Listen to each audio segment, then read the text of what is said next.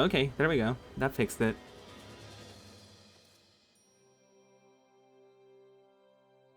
Surely you had an awesome gag last time I played this. No, it was just...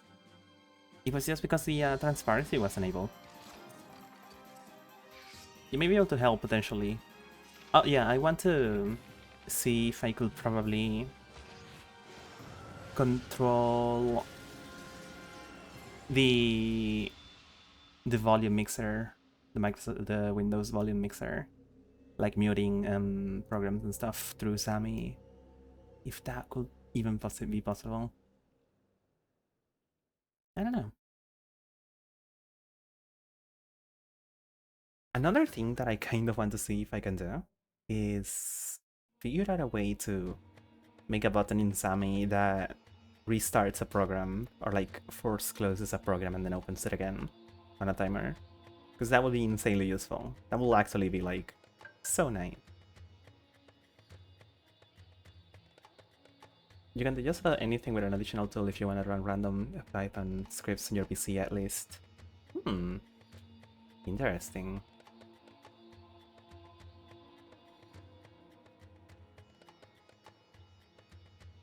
Interesting. I like that there's the possibility there. It's kind of wonderful. Oh, it will help so much, because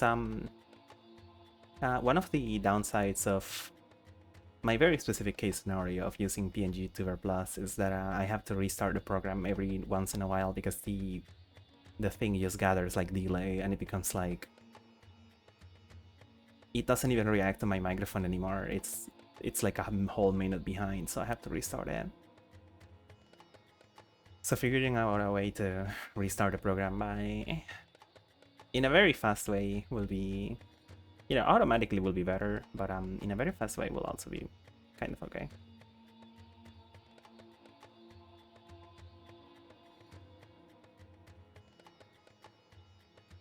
Interesting. Could whip out something if I have my Python installed. I don't at the moment, but that may be something worth looking into.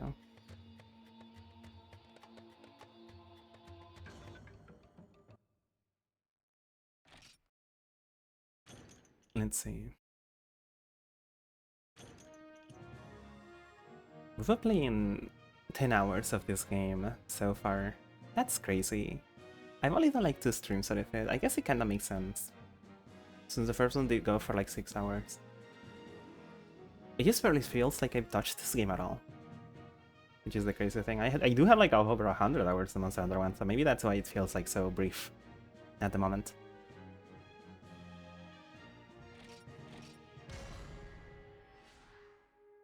Is the game volume a little bit too quiet, by the way? Monster Hunter gets really loud whenever you face a monster. So I don't want it to be like blasting, but it does seem to be a little bit too quiet on the OBS preview window.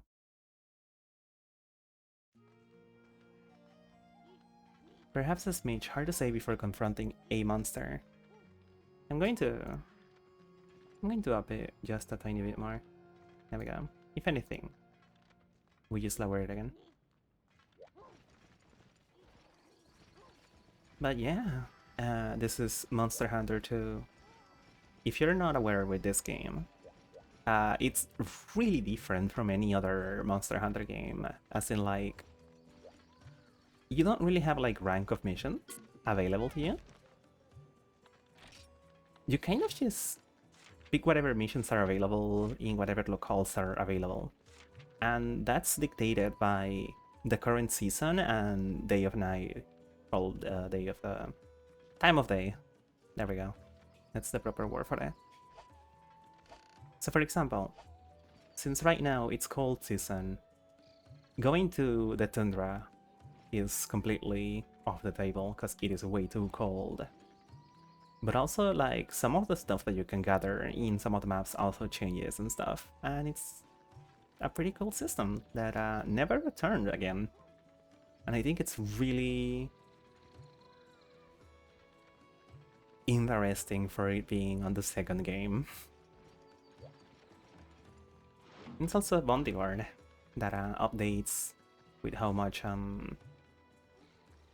actually, I don't know if it's how much you hunt a monster, or if it's like how likely the monster is to be hunted during that season.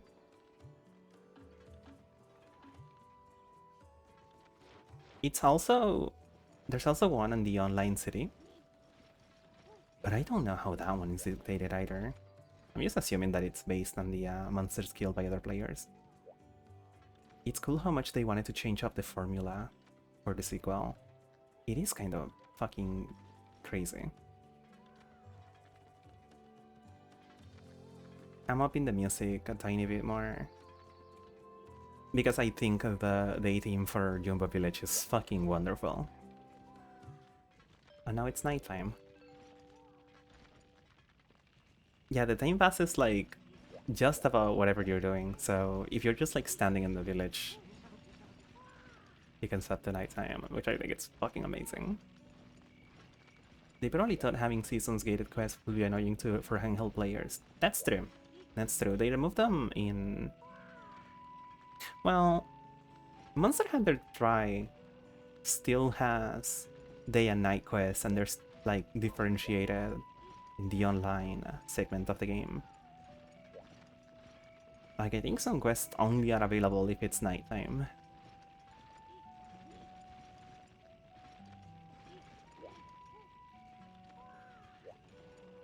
Let's see.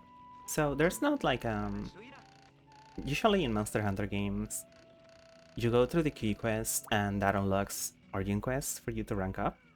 In this game, it's a little bit different, as it's more based on how much you're helping the development of the Jumbo Village.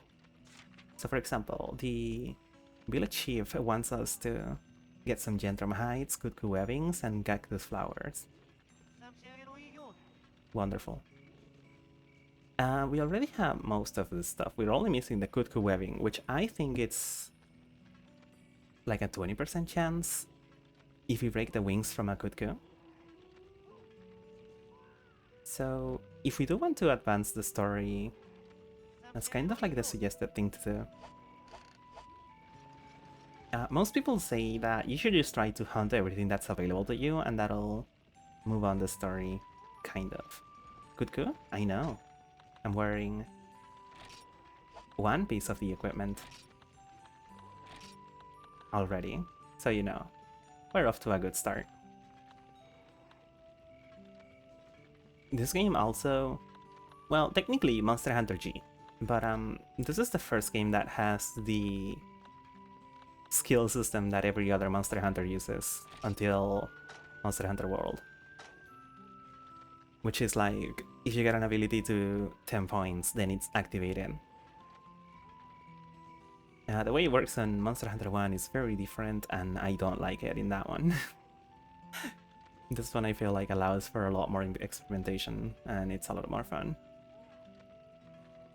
So I was thinking, I think I was trying to see if I could get that expert to activate. Because we could either do that or work more on getting attack up.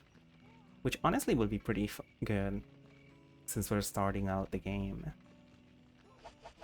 And the bonus from attack up will be very useful. I love the fact that the granny has to handle both of the shops and she runs up and down, depending on where you are.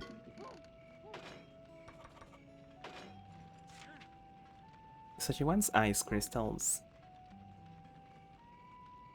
Which I think the only place where we can gather them at the moment will be the desert.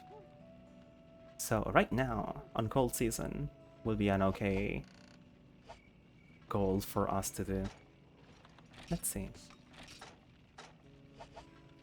Oh yeah, the last thing that we did was hunt a cuckoo subspecies, the blue young cuckoo. And I remember it felt really hard compared to the regular one for some reason.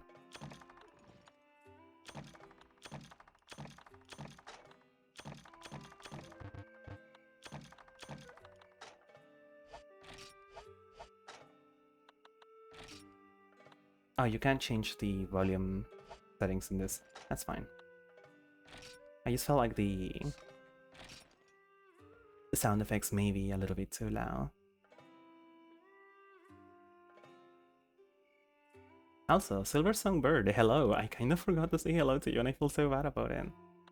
If you're still here, I hope you're having a wonderful time. Let's see. So one thing about this game that's kind of very different to any other Monster Hunter really is that you don't get an easy way to make potions at all. Because like, let's see, Hunter Notes, combo list. We can make potions by combining Sunrise Herb and Blue Mushroom, but Sunrise Herb can only be gathered during the day.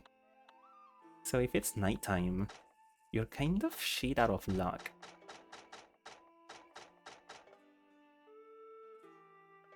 And I think it's kind of scary, to be honest, to be in this position.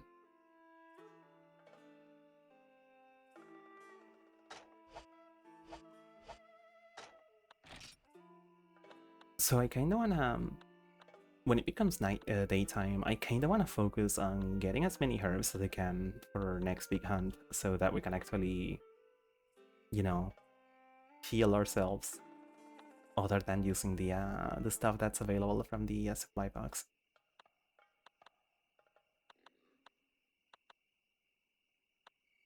You also have to get your own ingredients for your food, which I think is very wonderful.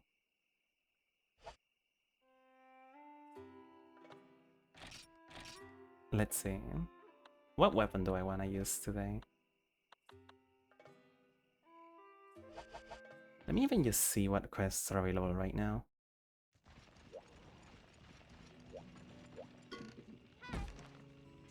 Guild's Choice, Hunt the Blue Yankutko. I don't want to do that one again. You also have the option to do the sub-quest if you don't want to do just the main quest. They'll add extra money at the end of the quest and extra materials as well. So it's kind of useful to do them. But the most important thing, in my opinion, is that they allow you to also exit the quest and not have it count as failure.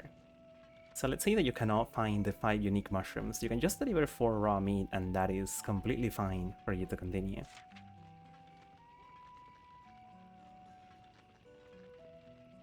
And one of the cool things, in my opinion, is that I think they made a lot of those like deliver 3 piecing levers quests into subquests for other quests, so it feels like there's a lot less just random quests that are for like a very specific reason. I think we do have to hunt the Cephadrum at some point. Which, let me check what my supply of sonic bombs even is like right now.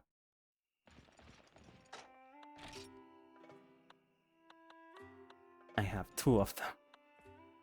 That's wonderful. Okay, to make sonic bombs we require gunpowder and fire herbs. We have 0 fire herbs. I don't know if there's a vendor that sells them over here. Maybe.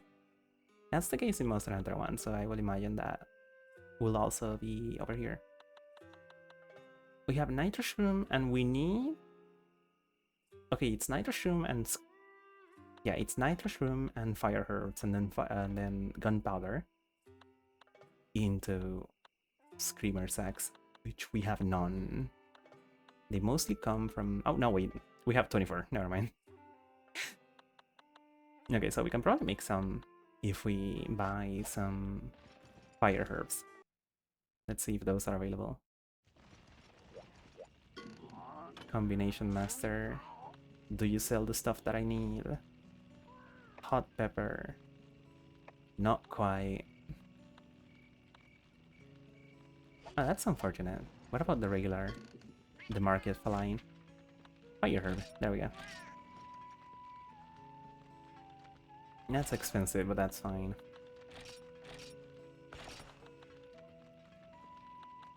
It's kind of crazy how this game puts you in a situation where, like, just existing in the world is like kind of expensive. So it never feels like you stop just like scrapping by. in this, I feel. And that's also a sentiment that I share with a Monster Hunter 1 as well. We cannot combine from the box, sadly, so we do need to bring out the stuff.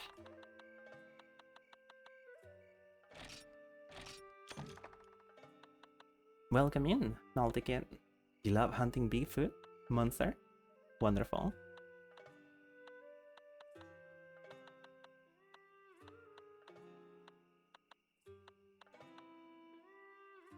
Oh, by the way, I ordered the funny memory card, so hopefully I'll get to play this on original hardware sometime soon.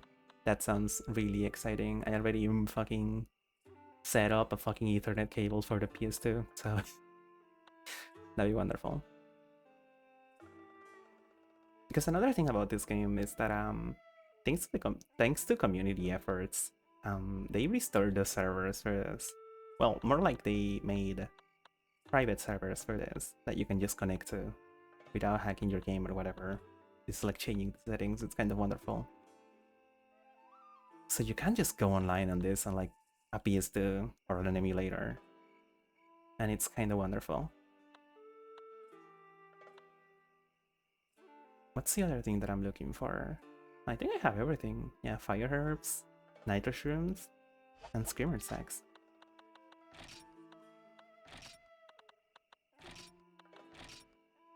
It makes unknown. Well, I kind of have an idea of what it'll make. There we go. And it's 100%, so that's wonderful. And now we combine it with this. I think this may fail, because like, it's kind of like a higher level recipe.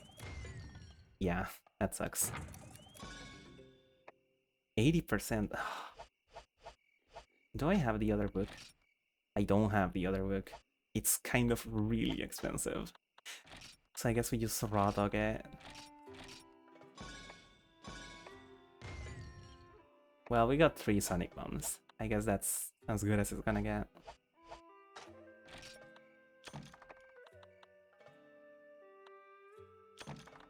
I think I could use the garbage for something in this game. I'm not sure though.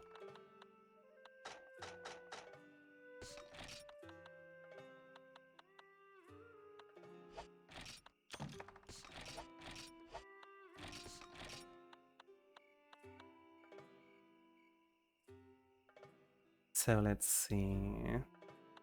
Do I want to try to fight the Cephadrome right now? Having not warmed up to this game in a while. You know what? I think I'll deliver the Piscine Livers and I'll try to get some of the ice crystals instead. Rather than focusing on the big guy.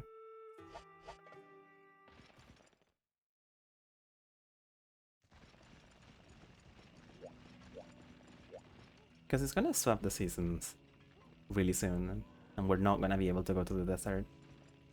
But I feel like by the time that it swaps back to the desert being available, maybe we'll be ready to take on the Cephadrome.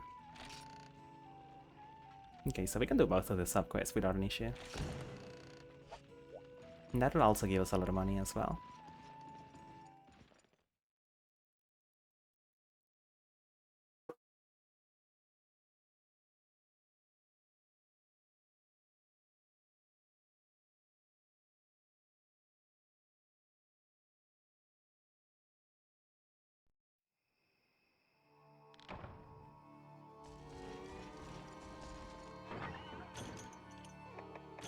Wonderful.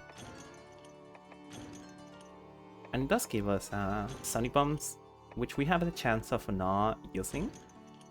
And that will be kinda smart, so that we can stockpile them. Hello there, Neon Tasty. Welcome to Monster Hunter 2, late at night. In more than one way.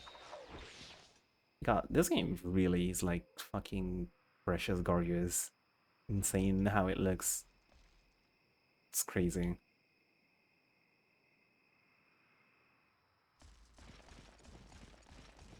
I hope you're doing pretty well.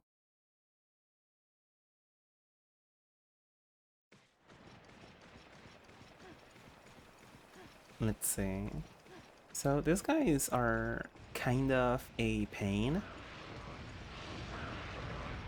Okay, there we go. We got one of them. Let's see if we can hit it while it turns. It kind of worked out, but not that well.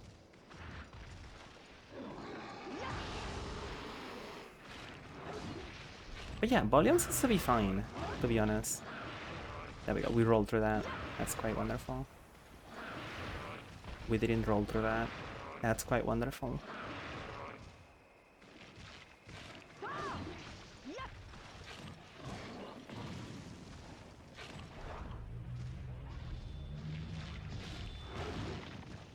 We completely missed that.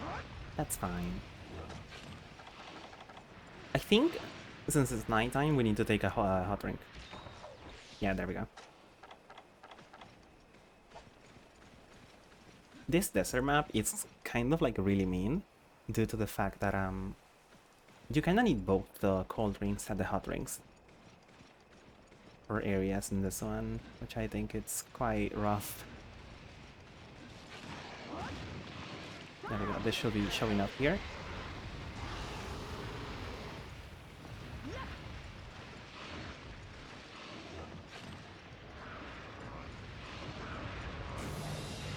Oh, there's big guy.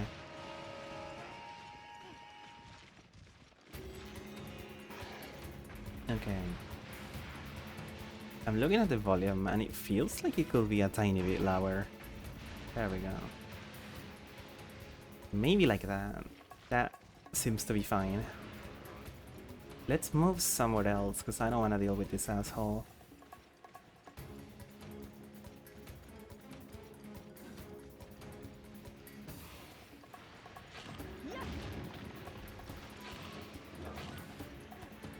I was wondering if that was a Cephadrum or like a regular Cephalus.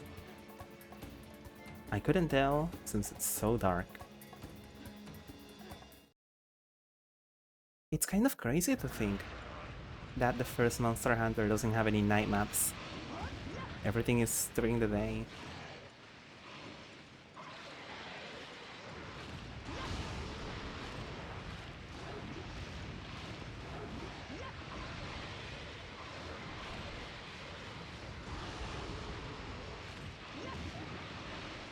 This insane den of monsters. It's so fucked up that they put like 4 of these guys in such a tiny zone like this.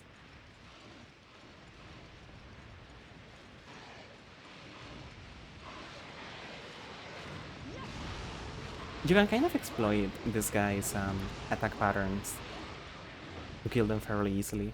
Because like every time that every time they like burrow in front of you, they're going to just show up, do that like water spit, and then dive backwards.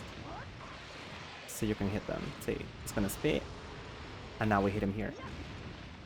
Or we try to.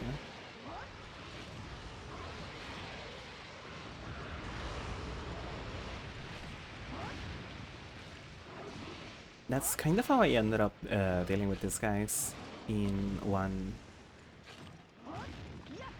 Other than just fishing them out like this.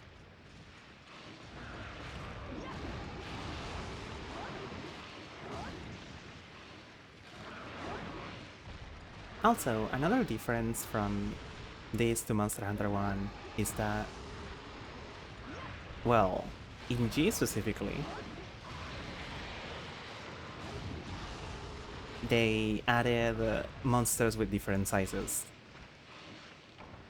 So like in Monster Hunter 1 everything had like the same HP and it was all the same size. But in G you had monsters that could have different sizes, and an interesting thing about it is that I think the subspecies are only available after you find like a huge one. Like a huge one of the regular one.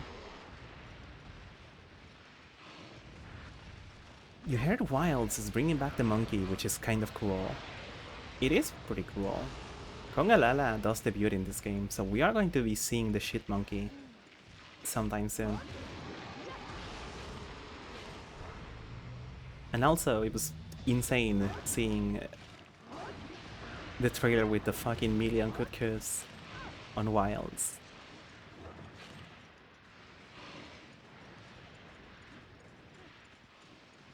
Just passing by to say hi before you go get some rest. Thank you. I hope you have a wonderful rest, Menexi.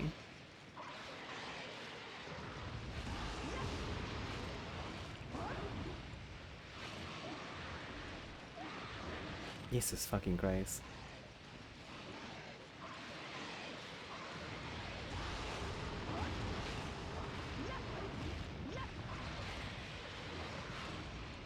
I'm trying to make this like a very relaxing experience, but then I'm reminded that this game is evil and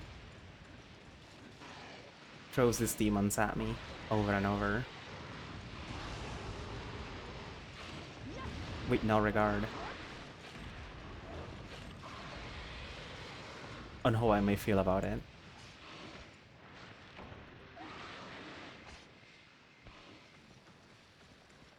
Okay, for one of the subquests we only need to kill 4 of these guys, so we're already halfway there. The thing I do want to is get the levers from them, which we have 0.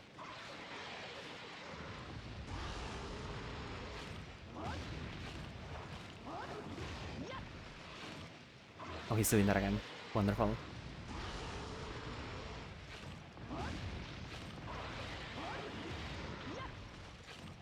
Something about Cephalos is that if you're being aggressive to them, they'll kind of stop just circling around you and actually fight you, which is pretty cool.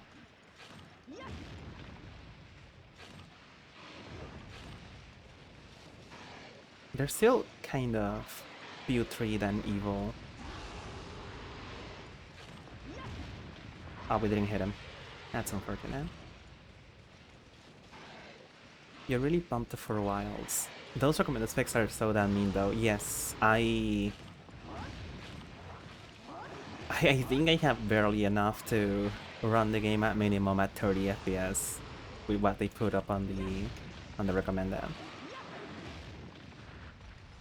But I do have to, if I want to even play the game, get a new SSD because I have no space on mine for the game. And it does require one, which I think it's so mean.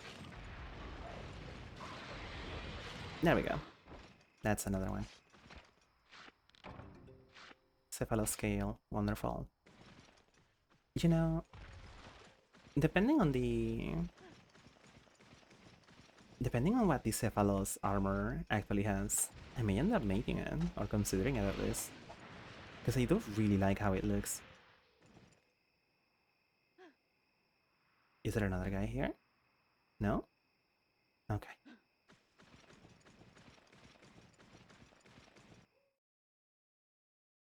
You wonder what they're doing that is so intensive. They developed a game that cannot be run by anything right now in its intended or expected power, which I think is very funny.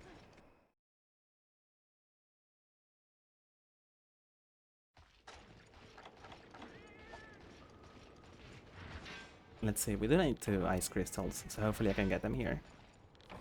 That's also the other reason why we came here.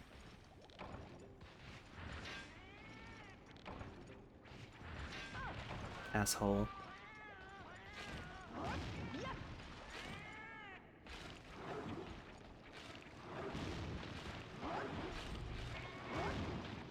It ran away with my Felvine. That's fine. I only have the Felvine so that they don't actually like steal any like important item from me. So it kinda serves its purpose. I would just like to get it back. Okay.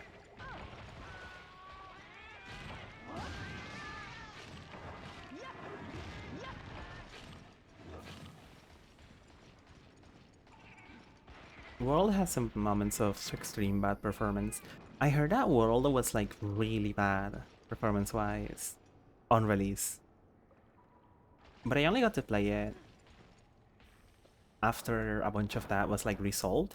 So I wonder how bad it actually was. We can fish in this place.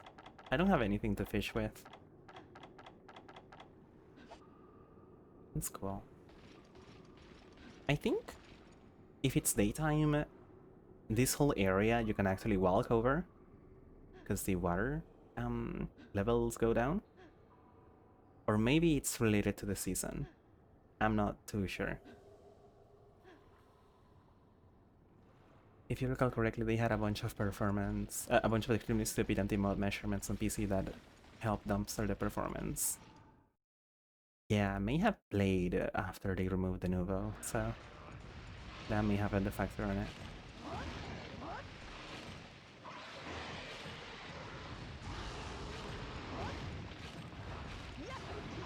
It wasn't the Nuvo.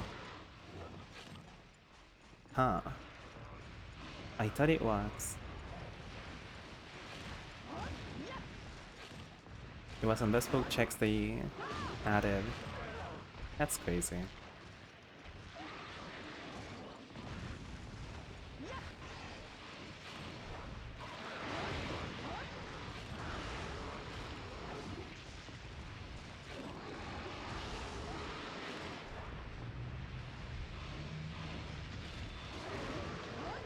Oh, there we go. That was a good one.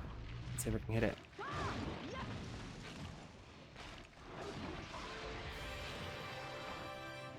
Okay. So, if things get ugly, we can escape from this quest. And we got one liver. Let's fucking go. We only need 3 more. Sorry, 2 more.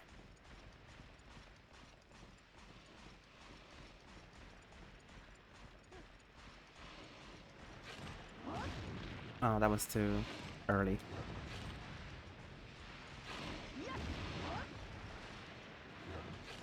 I'm not familiar with the path that this guy's taken this map, so... Let's see. No time like today to get used to it.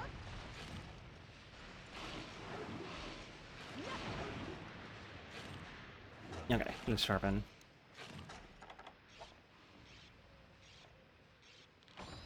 Oh, can we hit it? Maybe. Too early. That sucks. I'm really glad that they made the desert areas much smaller compared to the ones in Monster Hunter 1. Because the areas where you fight these guys is fucking huge. And it's so annoying because this guy just circled through the entire thing. And it takes so long to be able to fish them out by hitting them.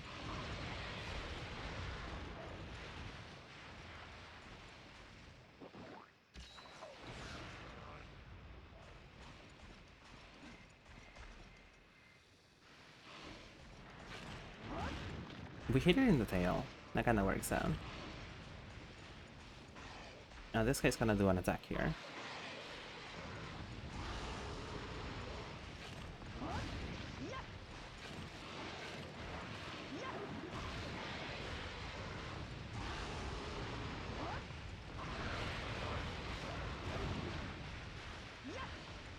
Oh, can I get there? Come on, don't jump. Wonderful.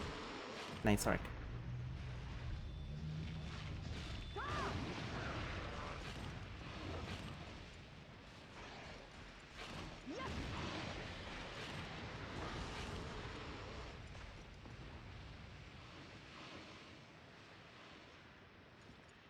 Okay, they're coming this way.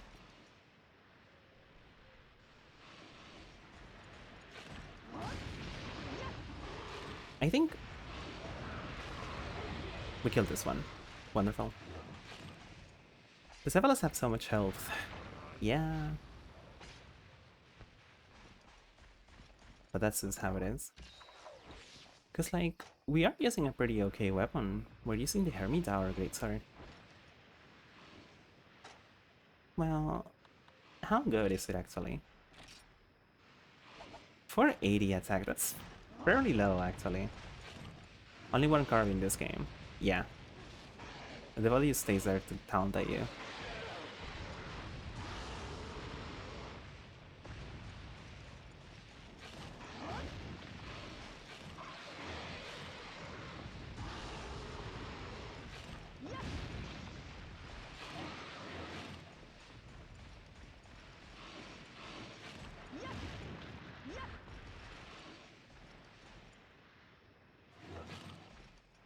There we go. Let's wait for it to circle around and finish the job. We did manage to hit him.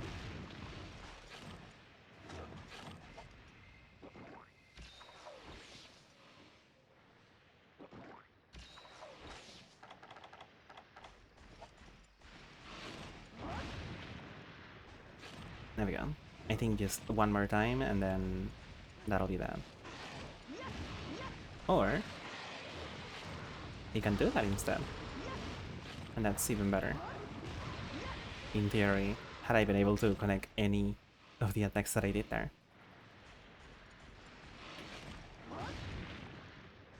We did hit him, but it wasn't enough.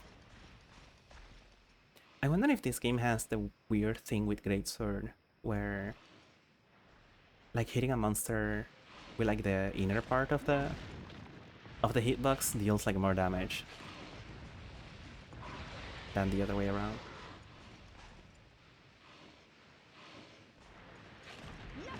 Oh, you fucker.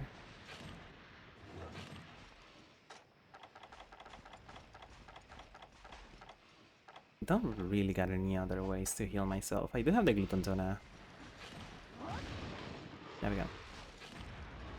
If this guy gives me the liver, that will be quite wonderful. Hell yeah. So we have...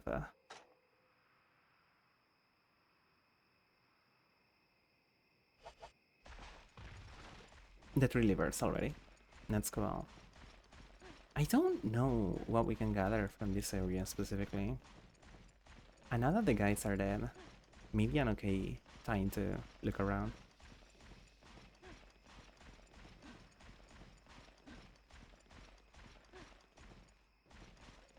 I do believe we can fish over here.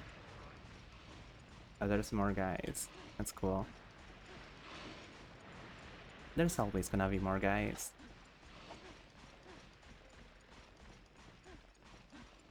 Oh. Oh, I don't have a bug net. But there is a bug spot over here.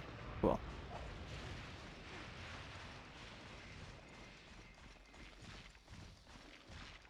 If a Cephalus enter water, will it die? I feel like it will be fine. It might just be weird because it's so dry.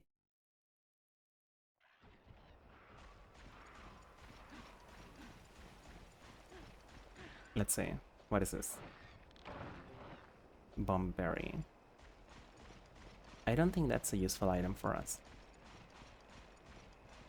It will be extremely painful. He's a sand guy. I guess so.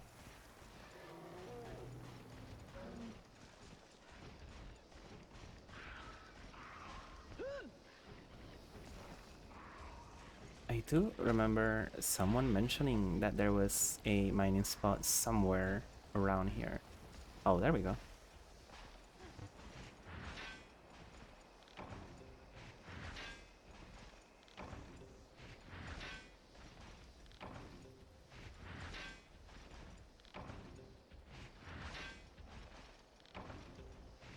We are getting a bunch of iron ore, which is kind of wonderful. Jesus. This guy's creeping. You fiend. I have no gathering skills. It's kind of crazy how much I can gather in this game compared to Monster Hunter 1, to be honest.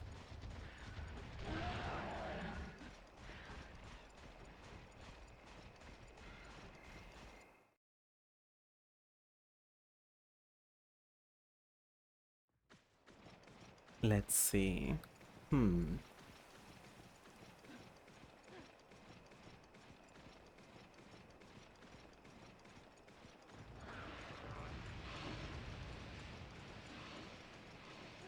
Well, we didn't manage to find the ice crystals, so they may not be available in this map. But that's fine. There we go.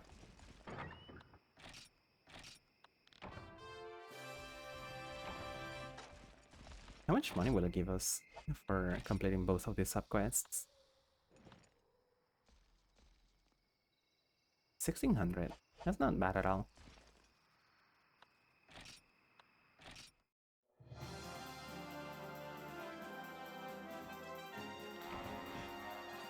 Wonderful.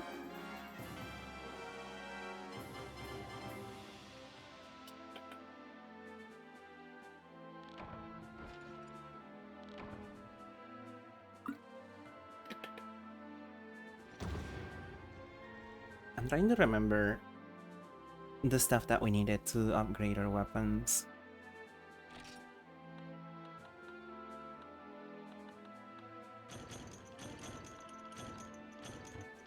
To be honest, if I wasn't like planning on making anything from the Cephalos, just selling those materials would have equal to a fuck ton of money. That's kinda crazy. But yeah, I'm trying to remember exactly what I needed for upgrades. I think I needed some kind of ore to make a longsword, because I did want to try it out in this. Guys, everyone, it's breeding season.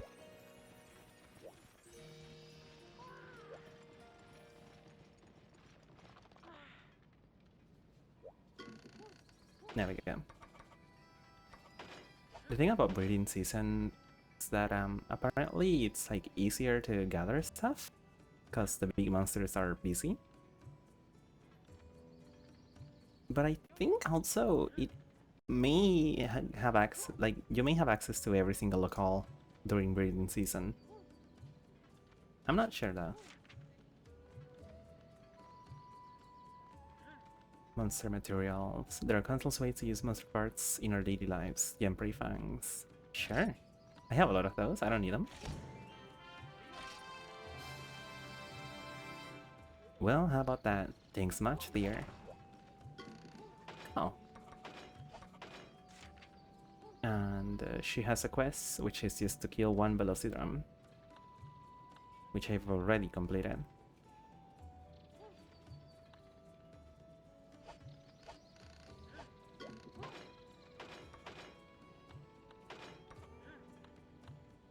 There we go. Bone Katana Wolf. So I need Velociprey, Fang.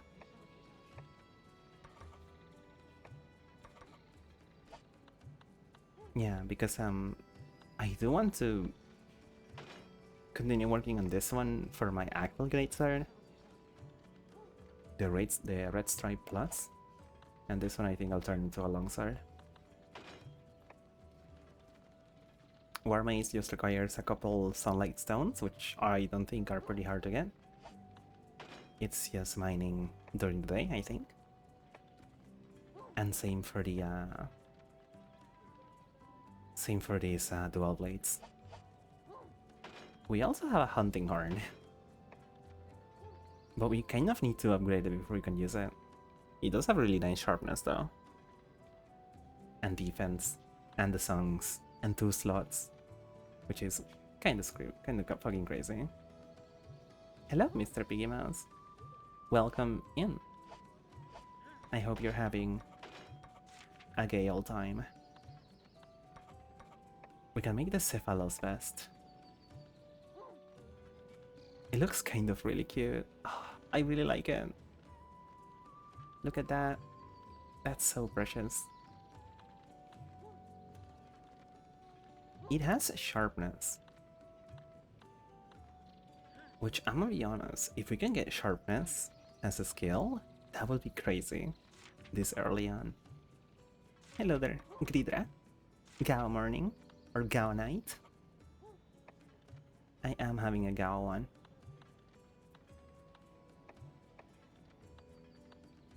It's really early over here. It's 7 AM, more or less.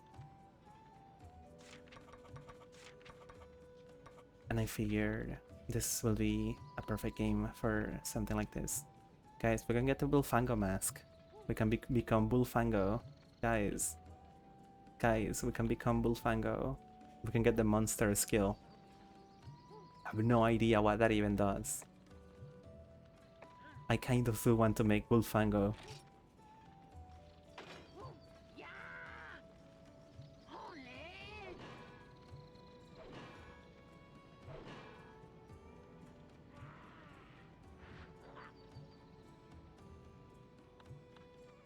Equip.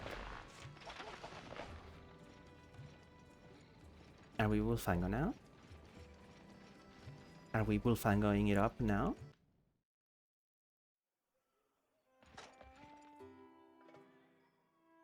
Okay, it kind of looks not as cool as I thought it was going to look. I thought it was just going to be like a full mask or something. This has to be one of those that's kind of different depending on if you're playing a female character or a male character. It looks like a fetish mask, a little bit. A little bit.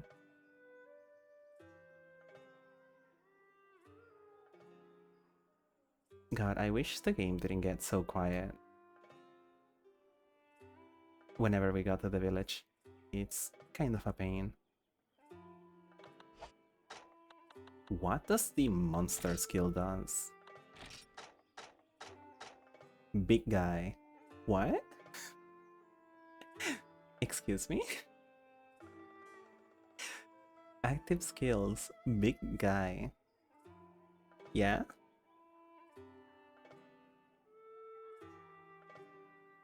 Okay, well.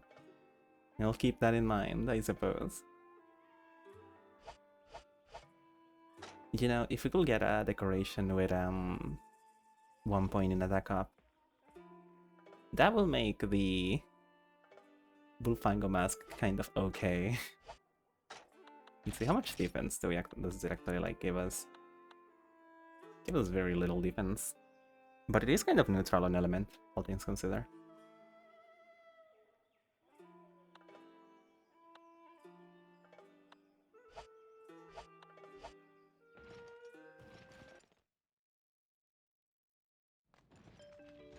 Oh, it's nighttime.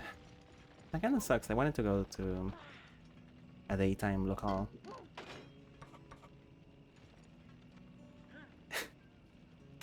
You know what's a hard skill to Google in a game called Monster Hunter? The monster skill. Yeah, I figured. Okay, so to make the attack decoration, we need a Wyvern Claw. So we can't really make this until we fight Rathian or Rathalos. Or any of their other cousins.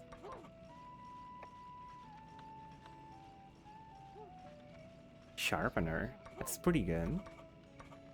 That's actually pretty good. This is a game where I will consider using the health skill, just because having the extra health and not having to eat for it will be pretty fucking good. Oh, this one is insane. This one's crazy, that you can just get a map fucking skill. And you only need 5 of them. And then you will forever be having the map. And you will never have to worry about making the map again in your life.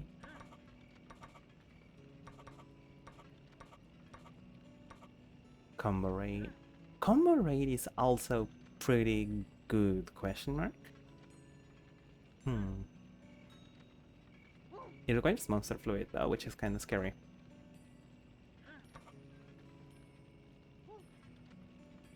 Becoming a bunch of gathering decorations.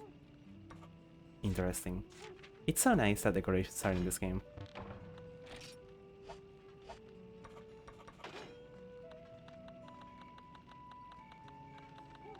It's the very early the very first iteration of them, so pretty early on. I'm curious about something. Let's make one gathering jewel. This is experiments, so let's put in the gathering jewel. Now my question is it going to destroy the jewel the moment that I take it off? Good morning, Raya. I hope you're having a wonderful one.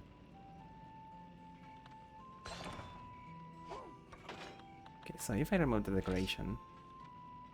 Remove decorations are destroyed. Ah, that's mean. That is so mean. I figured that would be the case, but that is so mean.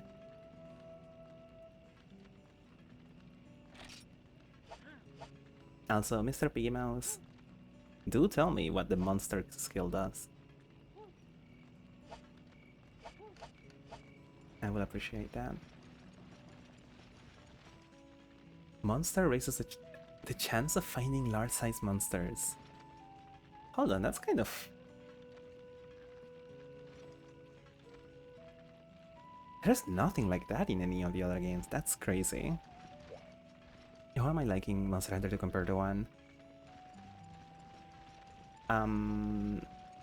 Only having spent like 10 hours with this game, I do feel it's infinitely more interesting than Monster Hunter 1. But that may be just because Monster Hunter 1 is just such a basic game. They just did so much with this one that I can't help but love just how ambitious they got with just the sequel. It's crazy. So let's see.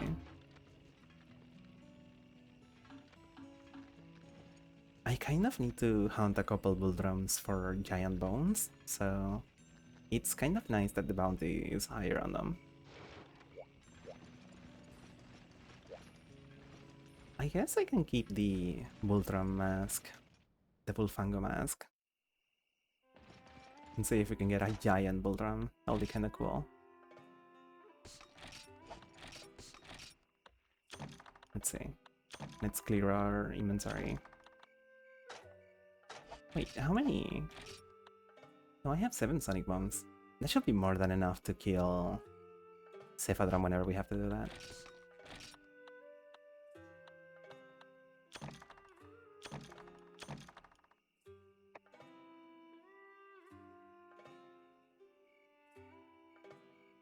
I should have eaten the gluten tuna. If you don't know,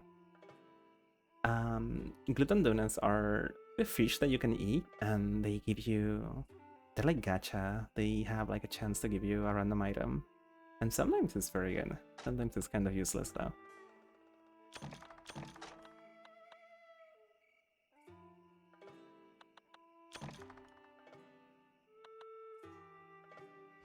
Let's see. I do want to bring out my bug net, because it was kind of annoying not being able to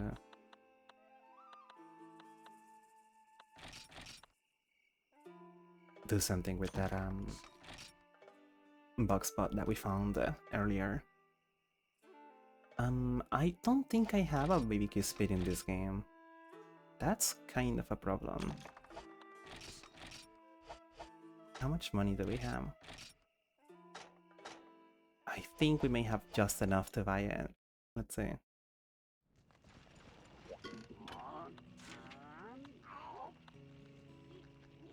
Okay, this guy doesn't sell it, but he does sell the Book of Combos too, which is pretty useful. I'll keep that in mind. What about the Market Feline? There we go. Oh my god, that is so expensive.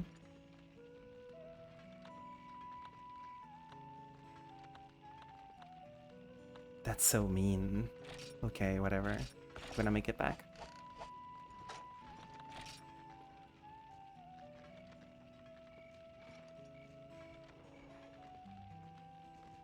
Okay, I have whetstones. I basically have everything that I could need. What does the instructor need? Requests. 10 frogs. Some creatures are a staple food source for daily life. Help out the village stores. Okay, we have until the next season to get to get 10 frogs. And I have no idea where we can even like get some of those. I'm pretty sure the granny still needs... Wait, no, the request for the ice crystal is gone. Okay, so that's only available during winter. Or during cold season. Okay. Nothing else over here, we can just head out then. Kinda wanna swap to the hammer.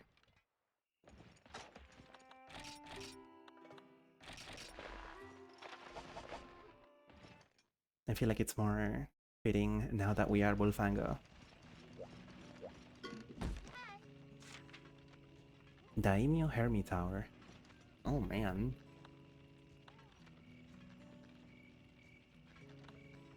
Oh, we have no healing items though. That will just kill us. Let's see. What else do we have here? Yankutku, Velocidrum in the jungle.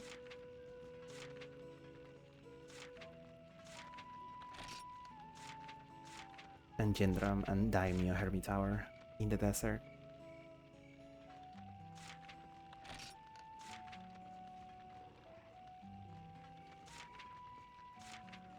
Let's go for the Velocitram because I do want to make the...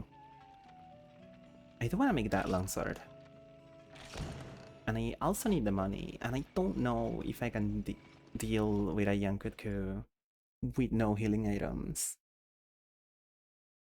in this game.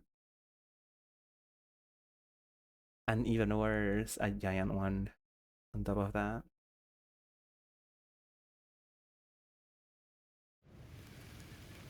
Breeding season night.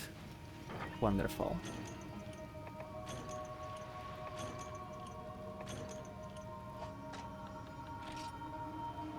Okay, this is a kill quest.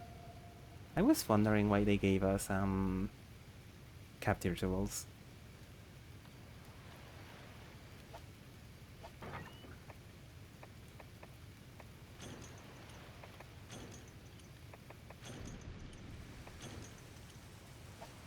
There we go. Now let's climb this real quick to get our couple free honey right away. Let's also eat the gluten tuna. There we go. Do you fail a kill quest if you capture instead? No, it's completely fine. It's the other way around.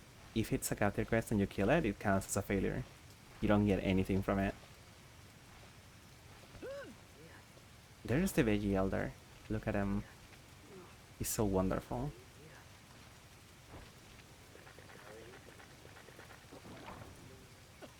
We got a stone from that gluten tuna. That's wonderful.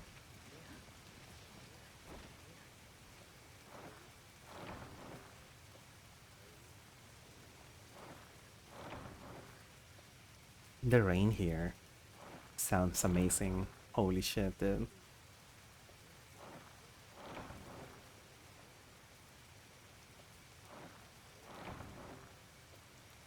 By the way, if you're unfamiliar with the jungle in this game, if it's raining, you cannot access Zone 10 at all.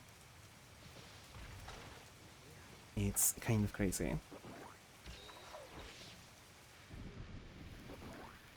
Your surprise world hasn't given you a single capture quest in the story so far, not even a mandatory one. That's true. That's weird. There are optional ones.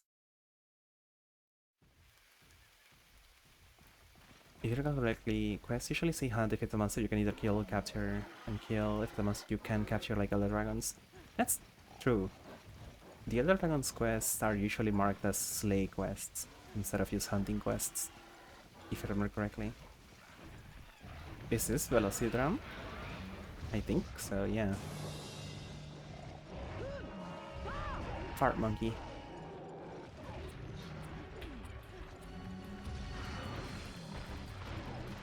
Is the game too loud right now, by the way? Or can I just leave it like this? What do you say?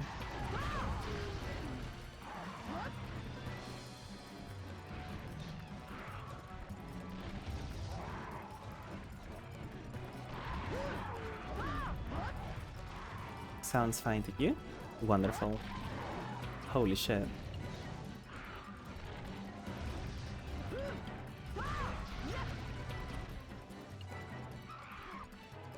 Oh, it's so nice. That hammer has stun in this game. After playing so much Monster Hunter 1, it's kind of crazy the fact that hammer does not even stun in that.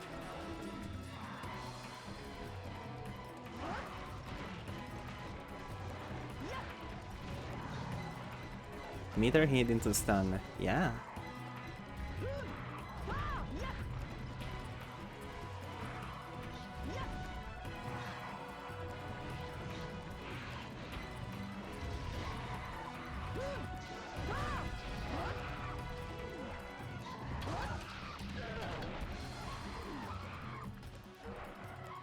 It is kind of insane. I kind of do appreciate having the congas here because they're kind of just staggering forever Velocidram whenever they actually get near him.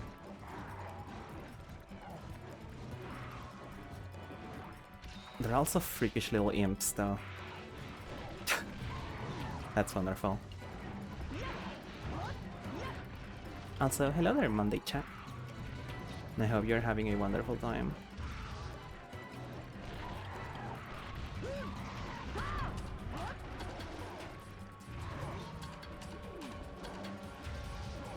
It's insane crazy how much HP the little congas have.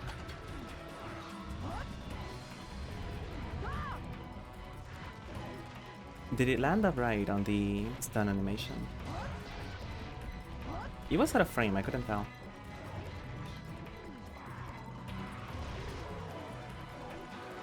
Okay, one of the congas is done.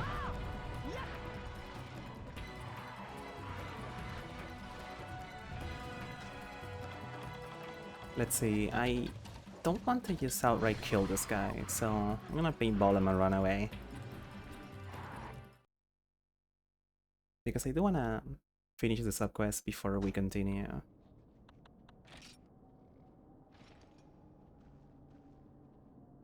Which is delivering one carnivore egg.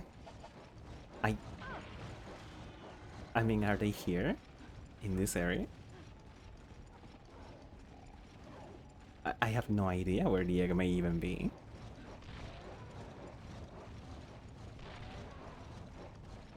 Where could the egg be? I think they're in Zone 9, actually. You know, the more that I think about it, the more possible it may be to just finish this egg quest. This impromptu egg quest.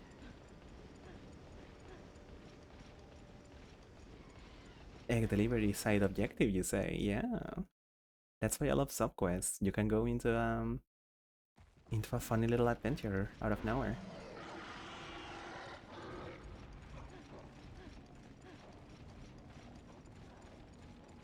I don't think they're a wonderful system if you're playing with like multiple people, because one person could be like, okay, I'm gonna work on the subquest real quick, while the other person is off gathering or doing something else, and then the other person is like focusing on fighting the monster or something. It is cool, in my opinion. God, the rain here is awesome. That's a really big Bullfango. That's not even a Voltron. That is just a huge Bullfango. We're kindred souls.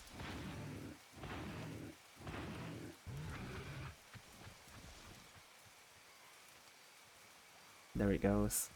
That's wonderful.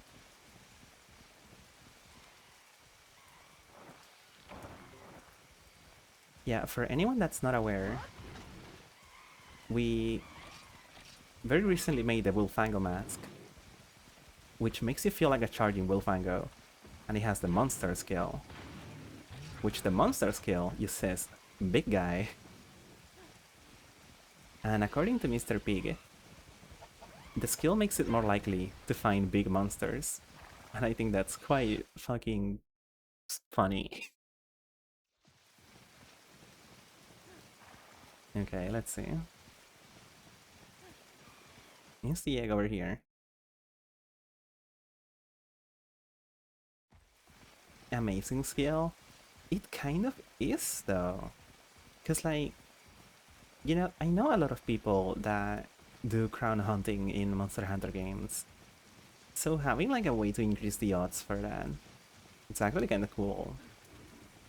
Because I think you can...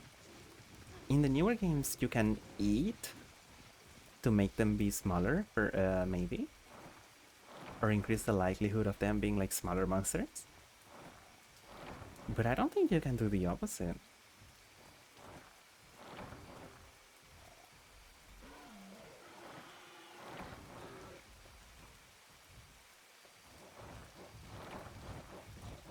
Whoa.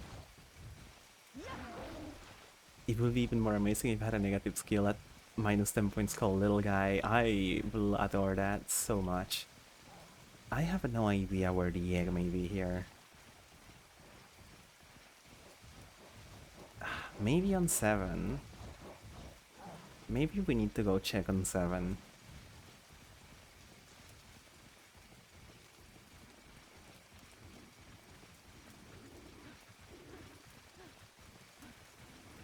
Eat to make monsters smaller. Feed monsters to make them bigger. That makes sense to you. That's true.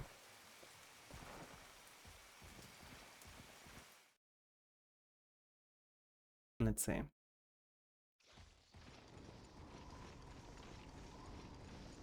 Oh, they're guarding something. They are guarding something. They're the wardens. The last line of defense. And we need to break through. To be able to take what's theirs and make it ours.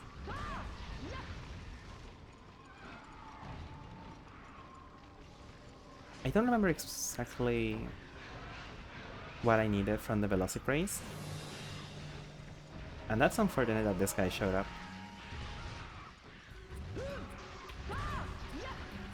Hopefully just finishing the sub-quest may be enough though.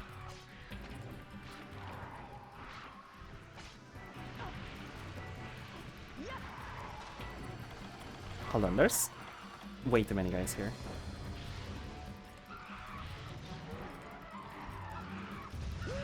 There we go.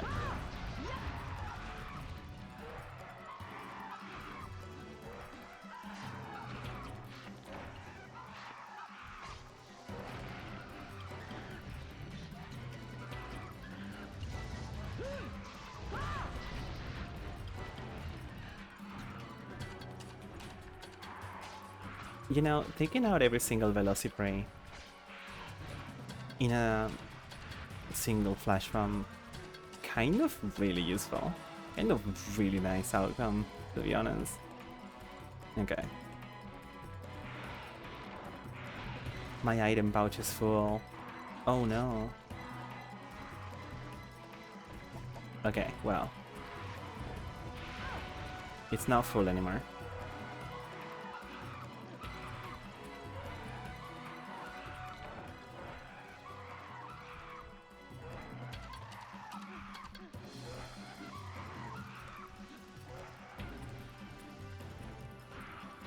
Oh, you fucker. We don't have any ways to heal ourselves, so trying to deliver this egg may be a little bit of a fool's errand, but... Okay, I think he's leaving, so that's wonderful. No, he's not. He's very much so not.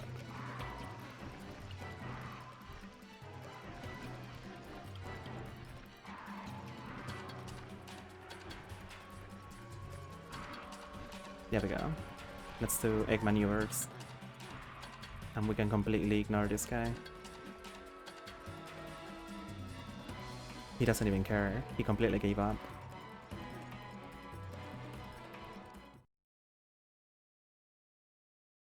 I don't know how fucked up this area will be. But, what? Oh! Oh no. Okay. Alright. I see. Well, that's unfortunate. We got a random crab spawning on us.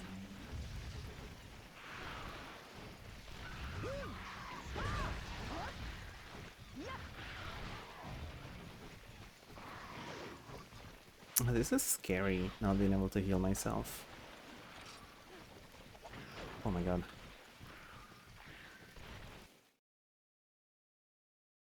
Let's see.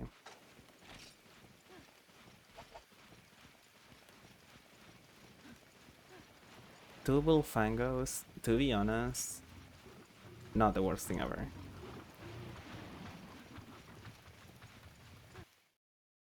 Which really wants you to knock on the stream, and it's very tempting to hit the button.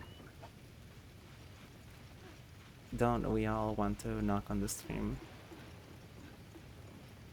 It's still crazy to me that you can't opt out of that still.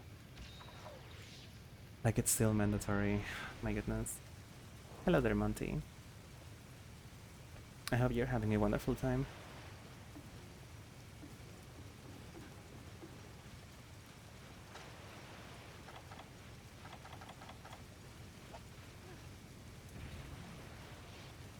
To be honest, I think I can probably bring the egg here. It doesn't seem like the most insane thing. And it will give us not that much money, actually. But maybe it'll give us an egg ticket or something. Or a silver egg, which will be pretty cool.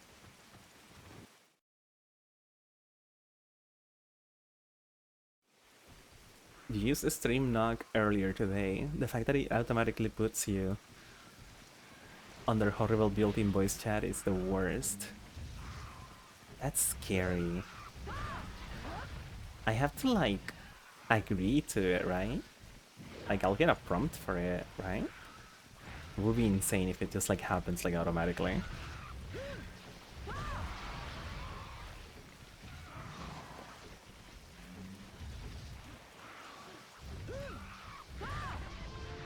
There we go. That's the subquest. Now, one thing that's kind of fucked up about bringing the egg here is that that little crab may be the killer when it comes to this. This will be impossible. This is a full Serand. There's no way. There's no way that I can just, like, run off with it. They're not going to let me. This is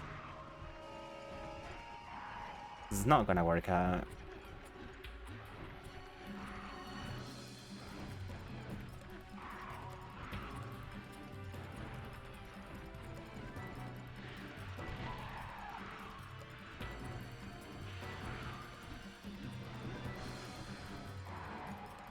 Holy fuck.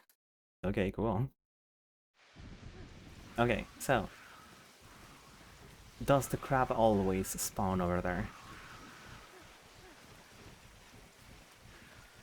Ugh, they're coming. Okay. Okay, let's see. One more area. We just gotta lure the Bullfango over here. Maybe we'll be fine.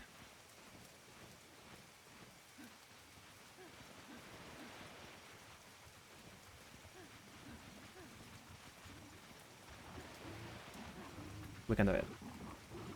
Easy.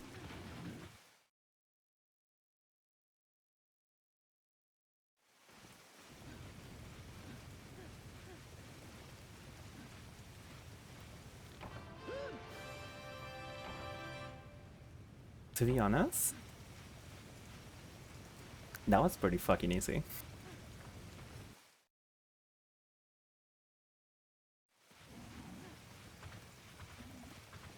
Mr. Pig is knocking. Fortnite is downloading onto your computer. The game is starting. God, can you imagine that you just knock on someone's stream and it, like, forces their game open? That'll be insane. That'll be insanity. People will die because of that.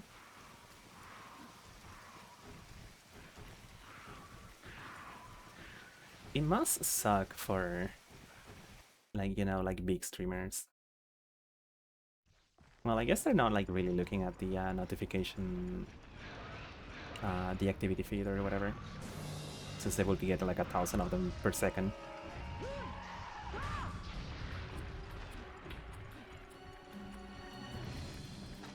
But it sounds like it could be a pain in the ass. You saw Mr. Beast chocolate at the store today. Should split a bar of it. How expensive was it? Did it cost you a Mr. Beast video to be able to afford it?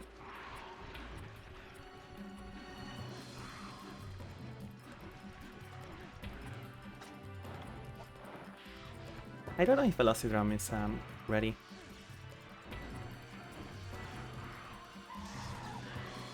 But might as well try. He was ready. Wonderful.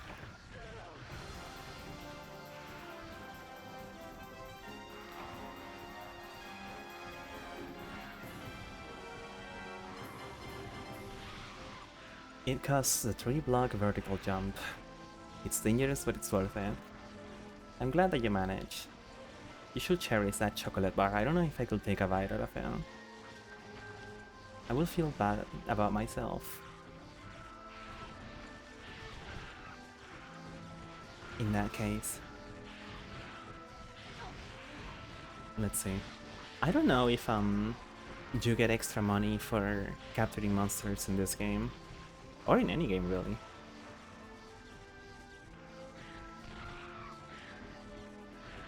If that is the case, that will be quite amazing.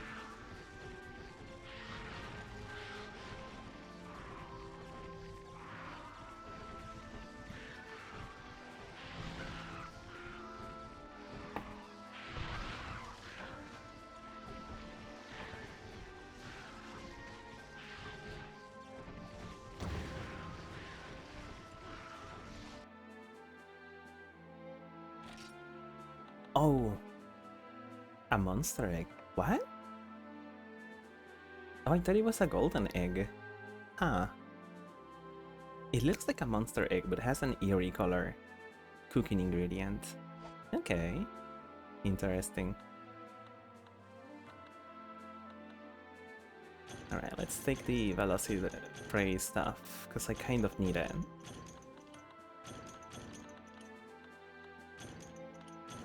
There we go.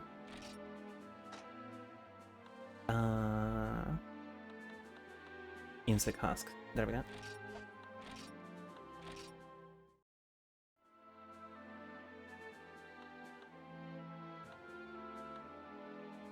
Oh, you had a monster bounty as well. That's cool.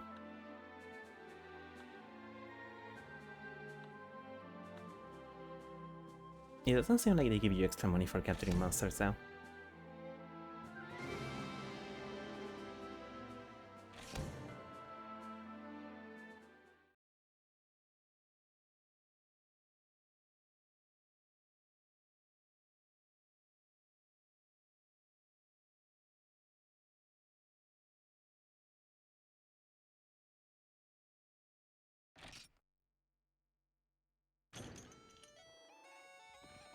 There we go, breeding season day. Let's see if we can just afford the upgrade right now to make a longsword. Yes, we can. The Bone Katana Wolf.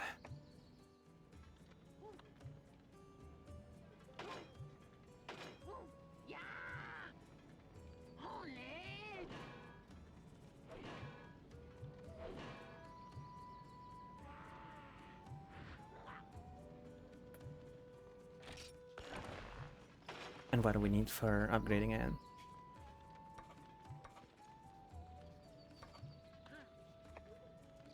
Magalite ore and Hornet Hour stuff for this one.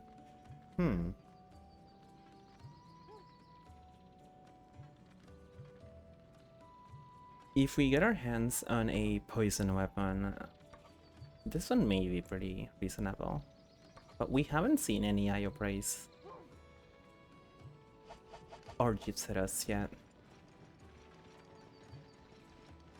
So I will assume that we can't make anything of that caliber just yet.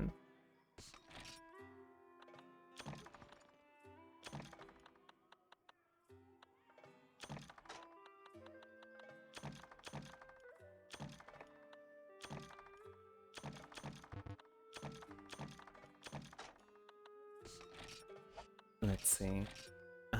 I do want to hunt a big monster. Like a proper big monster. To test out our cool longsword. I think with the stuff that I have should be more than enough. Let's just bring a couple paintballs just because.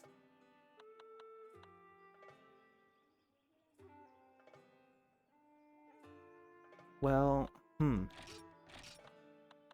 I am going to be able to get some sunlight herbs.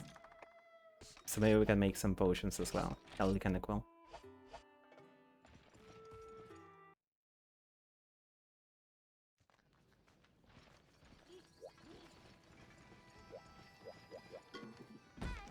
Let's see, what do we have available? Velocity Drum, Giant Good. And on the desert, Yendrum and Daimyo Hermitar. I still want to do the Yankutku so I can maybe get the webbing. I think it should be enough with the weapon that we have right now. Let's see, the quest fee for this is 150. There we go. Yeah, we can't even buy herbs. This game is so rough. But I think it'll be fine. I wonder if the spirit combo in this game has Mind's Eye. That would be wonderful if we end up bouncing a lot from Kutku.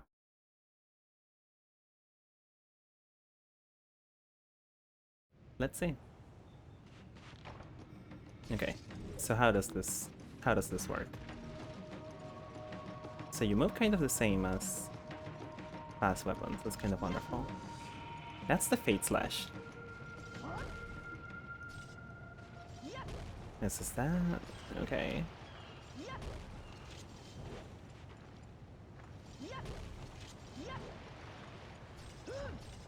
Oh, interesting.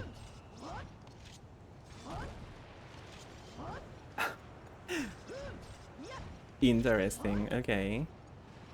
To do this attack, the little staff, you have to press R3. You have to press on the joystick for it. Not the worst thing ever.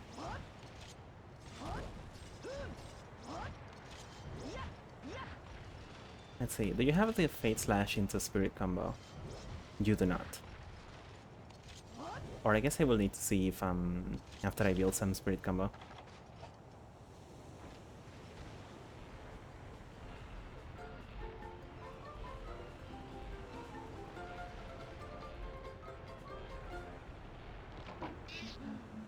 That's unfortunate.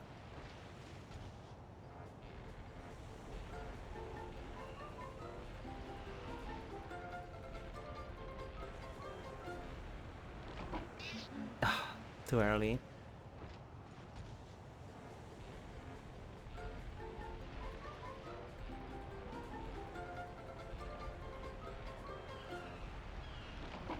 Oh my god.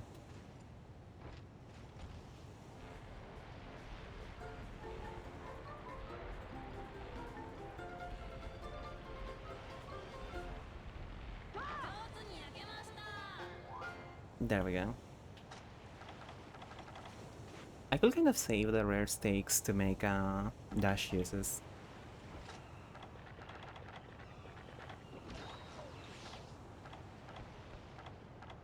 I think I only need to make catalysts for that, if I remember correctly. Oh, I didn't grab any supplies. That's not gonna be okay. Wait, Cuckoo. Hi, Cuckoo. Actually, that's fine. That's perfectly fine.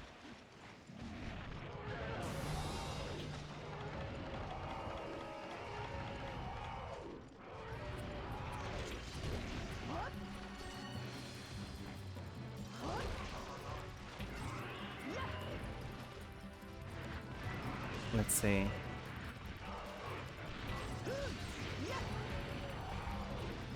My goodness, we're taking so much damage right now. The lack of defense from using the funny Wolfango mask is definitely... I can definitely feel it right now.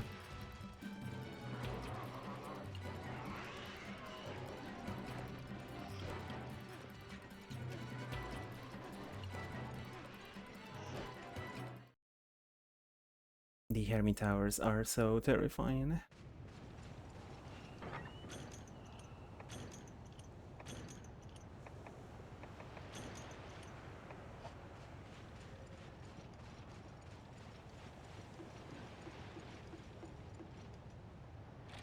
What's subquest? 1 ripened mushroom and 5 Kelby horns. I still don't know how to use the maca pot for the... to make the ripened mushrooms. And the Kelby horns wouldn't be as easy to get because we're not using a blunt weapon. But it would still wouldn't be the worst thing ever if we need to escape the quest somehow. That will be pretty okay, I think.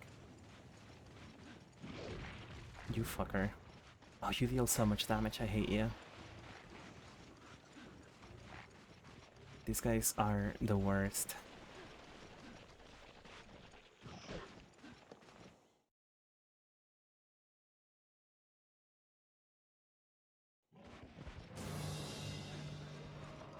Okay, there's a funny monkey here, so probably wouldn't be the worst thing ever.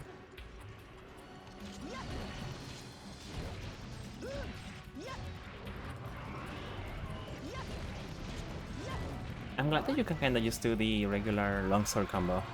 You can always do in every single game. God, now it feels like it's a little bit too loud. There we go, maybe that's a little bit better.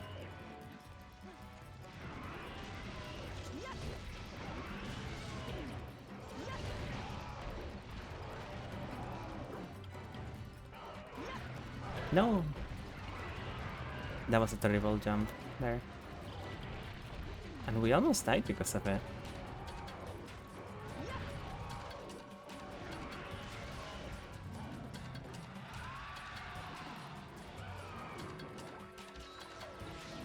Hello there, Jordan. Welcome in. I hope you're having a wonderful time zone. Be it morning or very late at night.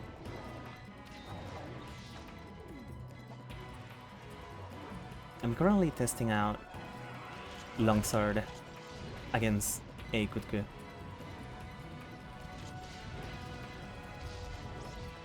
Oh, you do have the Fate Slash into Spirit combo. It's crazy.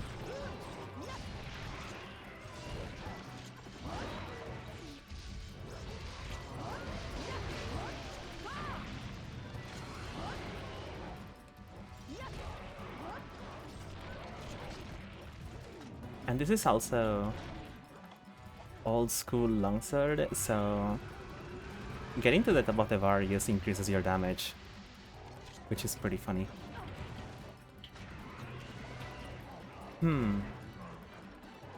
Let me go to a different zone to sharpen. Actually, maybe this will be fine.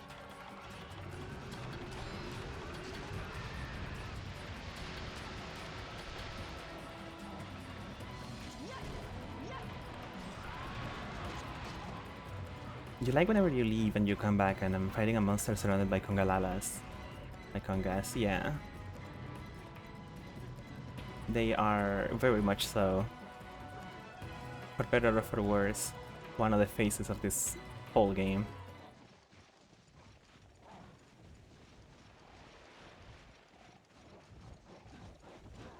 You know, I do appreciate that after doing,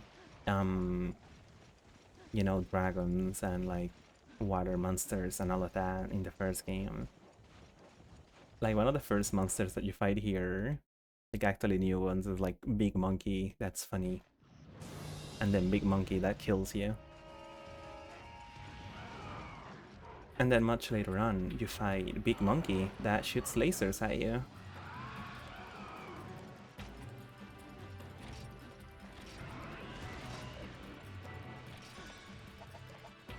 Okay, we have a potion. We can now heal.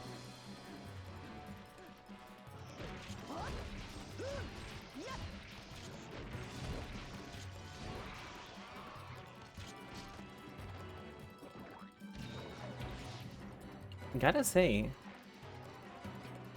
Longsword feels pretty good in this game.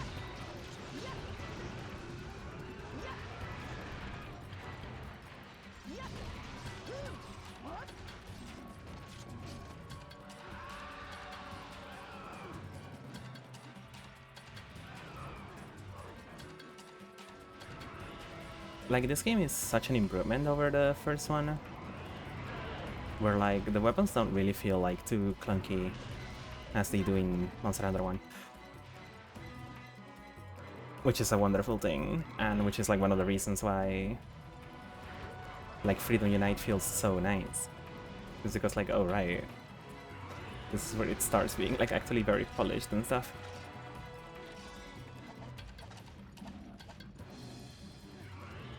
while still keeping the simplicity from the old movesets. I need to gather this, don't kill me. Painberry? That sucks. Can I like drop this for you? It would be so awesome if you start eating it right now and not murder me.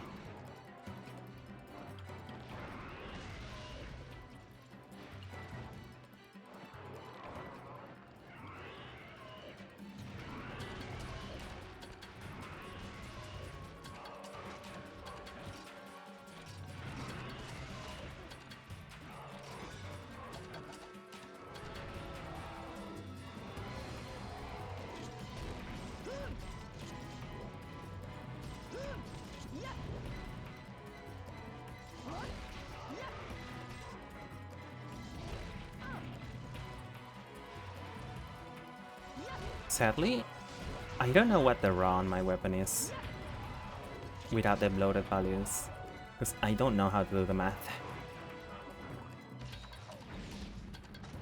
Hopefully we're hitting it for a lot of damage. Okay, cool.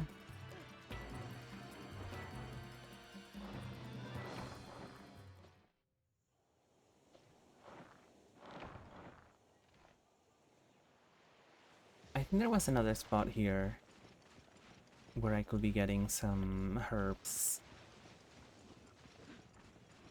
right around here. Maybe.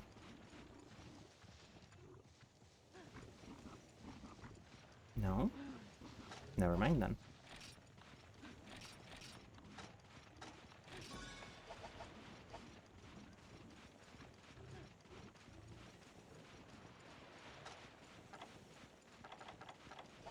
Let's try to paintball Kutku before it runs out and we have to chase this guy around everywhere forever.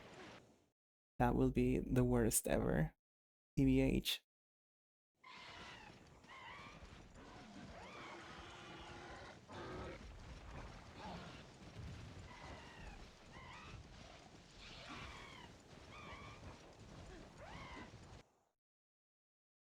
Let's see. I know there's a spot in zone 5 where we can get some more herbs. That's another huge bullfango. It's fine, I suppose.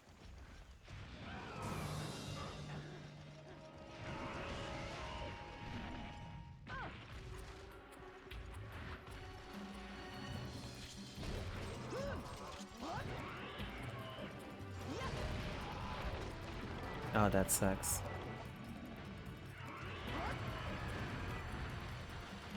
The bad thing about this is that even if I recover the red health, I think I'm still in lethal range, so... There we go.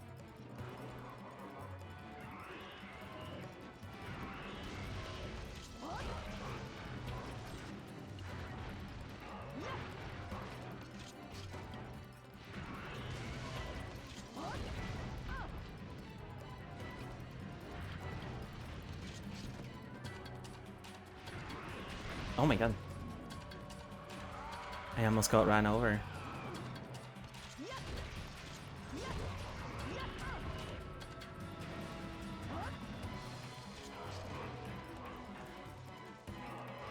I am glad that at least in this game, Kutku finally has the visual on whether it's ready to... whether it's actually limping or not.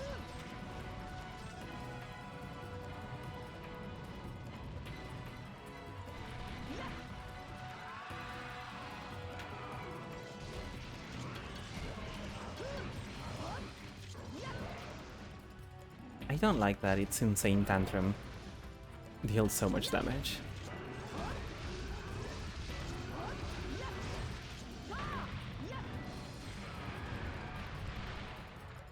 We hit it with a full spirit combo. That must have been like a bunch of damage, I feel. Maybe.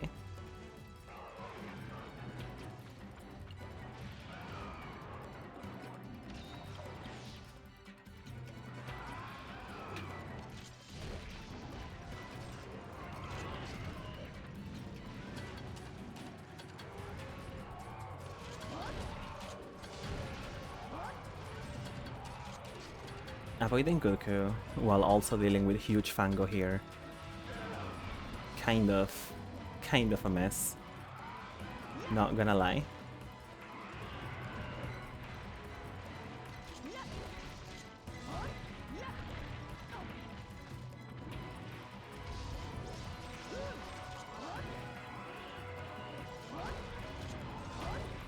This weapon is cool in this game. You can do a lot of combos with the spirit slashes.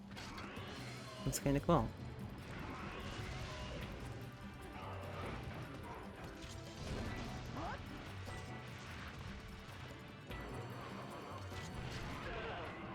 Ah, that's unfortunate.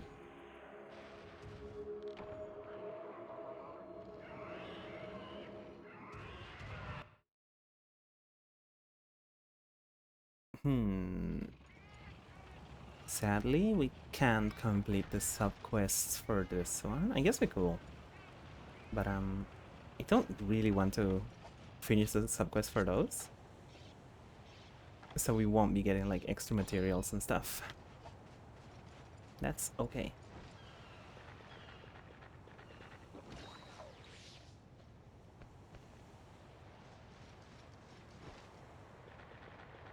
Or extra supplies, sorry.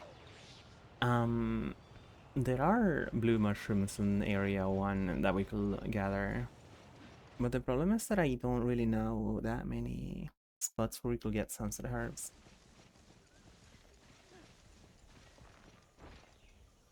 To make more potions.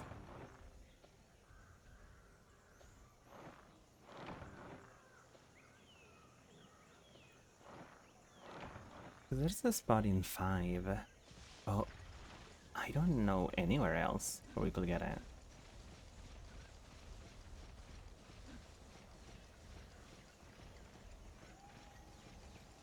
I don't even have worms to fish for sushi fish instead. Wait, I think we can get some in here. If I remember correctly. Wonderful. And it says Aptonoth here, so it is the safest place ever.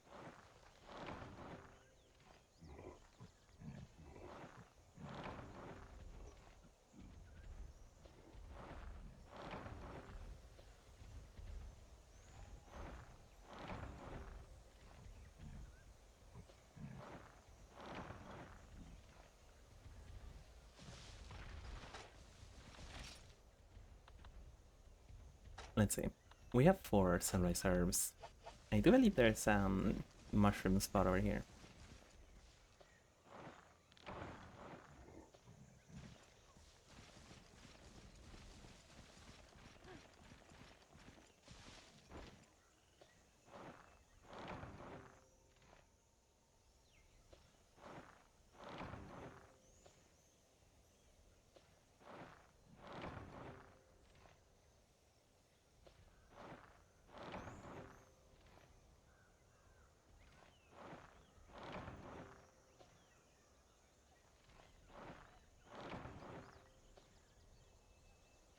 I didn't know Goodwood will be in 5.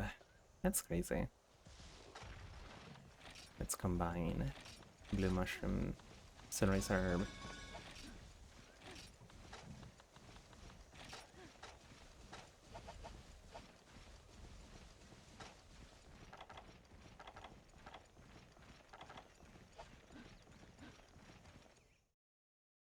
I could gather the honey and make them into mega potions, but I'm kind of afraid that they may fail the combine.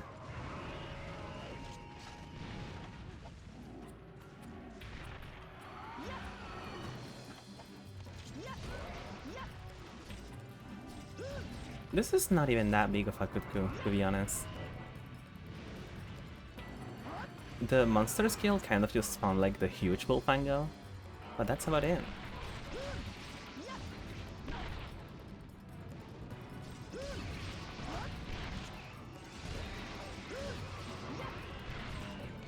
Mid-size cuckoo. That's true. That's fair.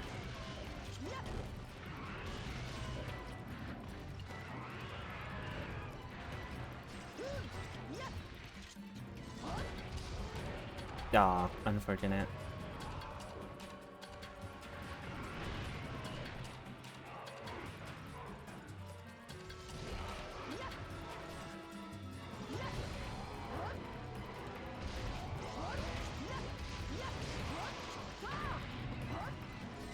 Oh, it's already limping. Okay, cool.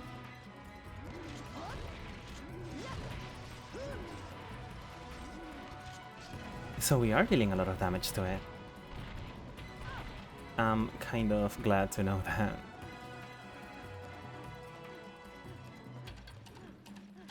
Okay. Before we go deal with Kutku, I do want to get a couple more herbs. Since I will need them to make potions and fight off whatever we're fighting next. Muswine, please. Don't do it. You are so mean to me. Why would you do that? What do you gain from doing that?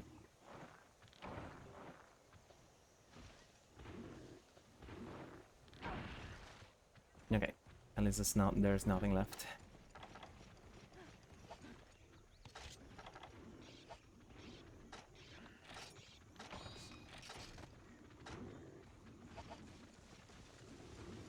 You know what?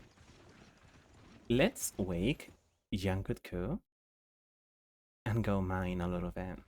Because I don't want it to recover HP.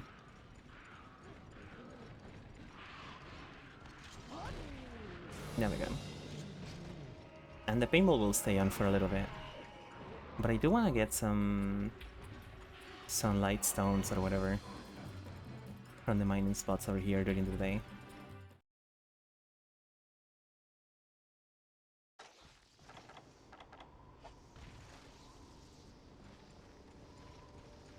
There's a lot of velocities here, but that's of no concern.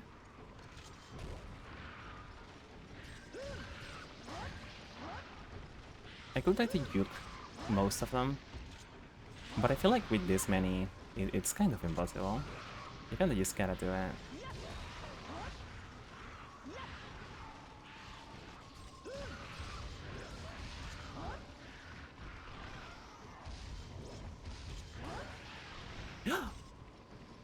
Oh. Come on, come on, come on. I wanna see the cool animation.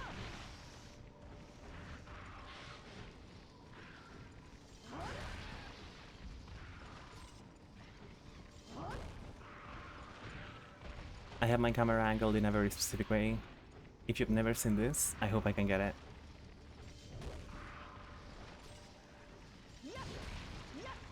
Oh, come on, come on, come on.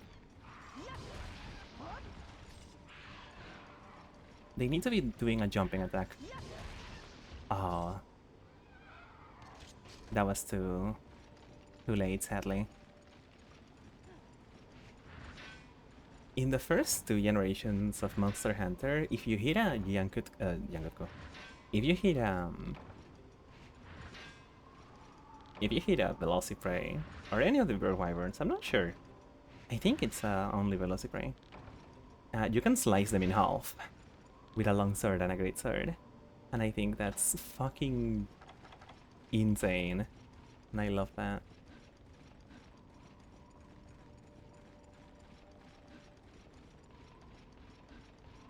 Only prey types. Okay, so it does work with the other ones. Cool.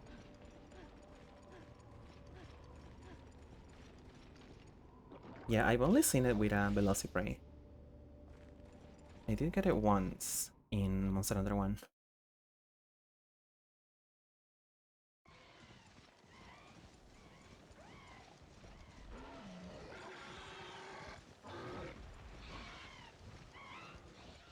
I could need to finish the sub-quest, getting the Kelvy Horns, but I'll pass on that.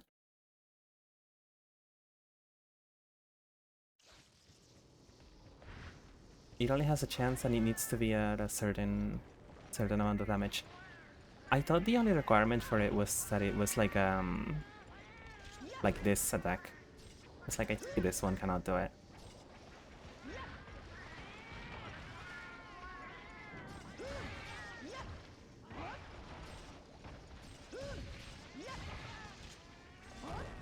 Felvine returned.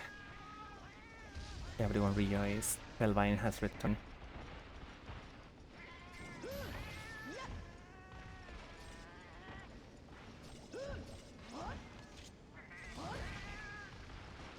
You know, I was looking into stuff in Monster Hunter Generations Ultimate, and I never noticed that felines have a gem that you can get.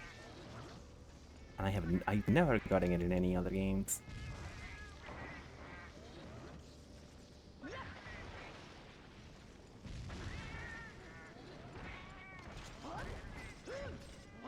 It's also pretty cool that this game has shinies.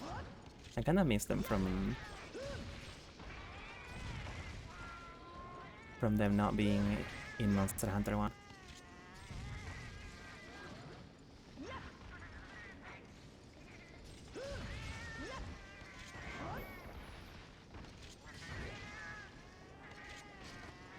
The sound for the shiny drop is also kinda cool. Felvine. Wonderful. Okay, I think I can just ignore these two cats. It'll be fine. Maybe. That was not as fine as I thought it was gonna be, but it worked out in the end.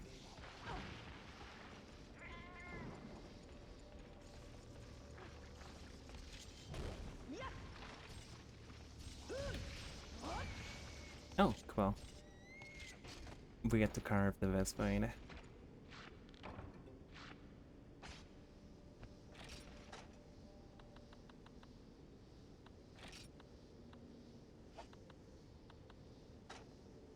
God, I don't know what to get rid of. Because I don't want to get rid of the map. Because, like, I'm not too familiar with, yes, I got into I'm not too familiar with the layout of the jungle in this game. Also, my model is not moving at all. That's kind of scary. Oh, this is evil. Okay, goodbye, secret stash. I do want the sunlight stone more than anything.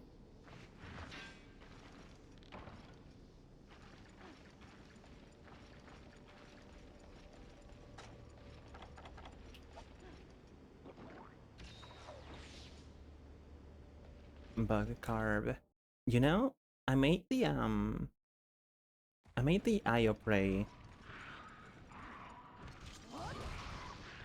Sword and Shield in Monster Hunter 1, and I was surprised at how good that thing was at dealing with Vespoids and Hermitars. Like, I would just need to slash them once and they will be poisoned and just always give me the bodies to carve. It was kind of wonderful.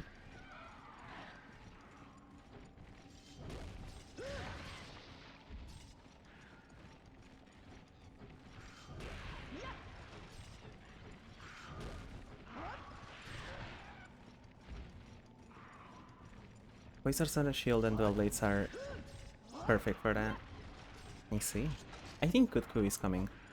Either here or turn 5. So I'm gonna sharpen.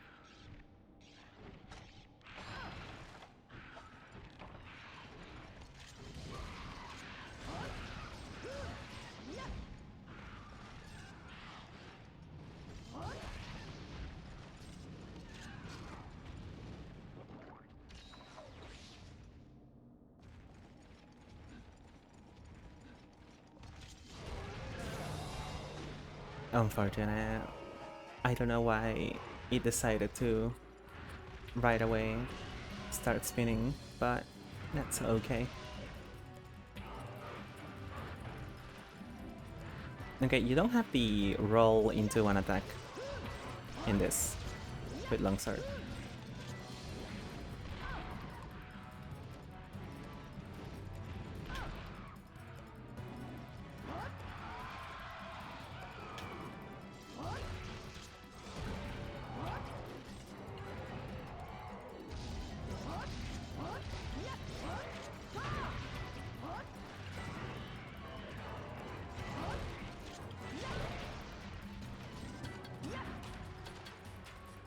Let's see.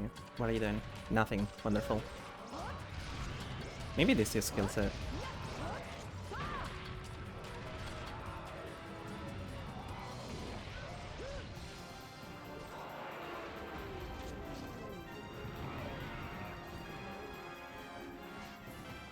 Just 49 more to go. And then we'll be there.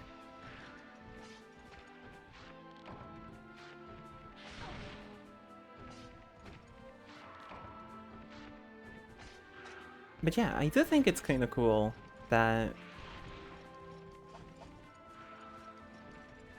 And this is like a perspective that I got reinforced. Oh, I thought that was gonna be it. That I got reinforced after playing with someone through 3U while having like no items at all whatsoever, like just joining a multiplayer quest that way. And being like, we have no ways of healing ourselves, we have no whetstones or anything, what do we do? And somehow managing to be able to almost finish the quest at timeout from like fishing, mining, gathering, combining items and stuff. It's so awesome that in a Monster Hunter map you can almost get anything that you need to actually finish the quest. We got 0 weapons. Did I even carve Kutku? I don't know. Genuinely cannot remember if I did. I must have. It would have been crazy for me not to. Maybe not to land like a true hunter. Yeah, it was insane. Because like my friend was like gathering herbs and honey, and I was like fishing for sushi fish and wet fishes. It was so fun. All of that just to kill a Kurupeka.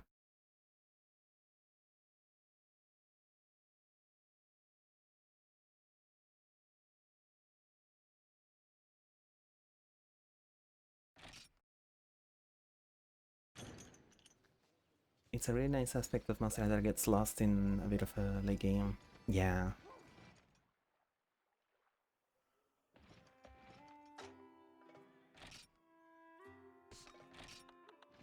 Especially with games with farms in them.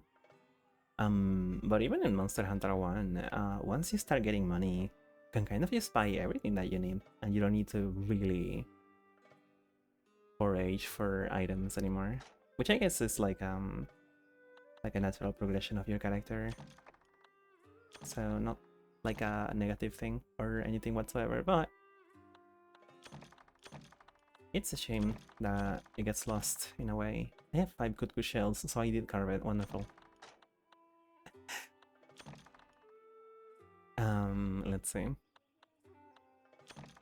Rare steak.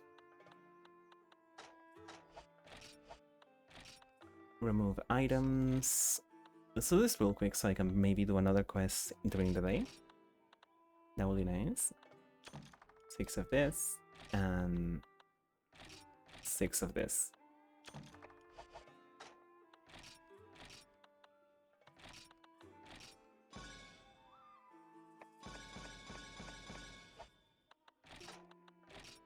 Oh, 95%. Come on. Well, we got a little bit unlucky, but not the worst thing ever.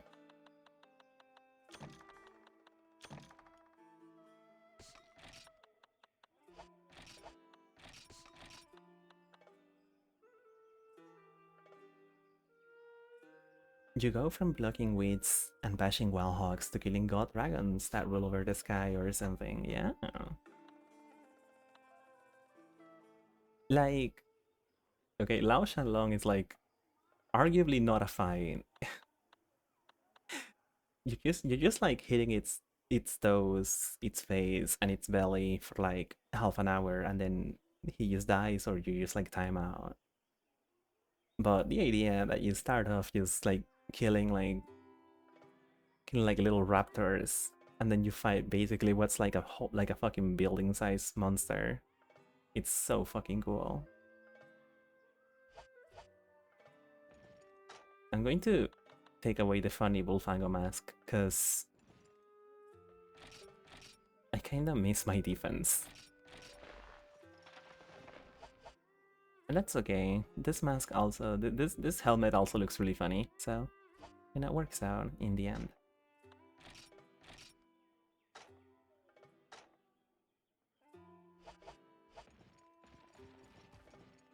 I don't know how it would work, but I wish there was a volume normalizer for OBS or something. That would be quite nice. Sunlight Stone, what did I need it for? Was there an upgrade or a request? I can't quite remember.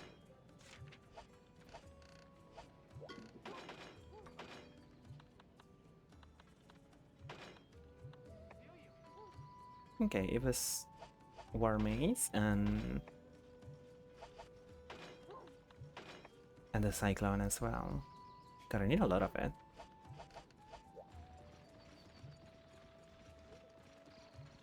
I think we can do another Kutku. And this time mostly just focus on Kutku. And it shouldn't take that long. Because we still need to get the webbing, like it or not. Young Kutku. How's the Kutku bounty right now? It's really high. That's wonderful.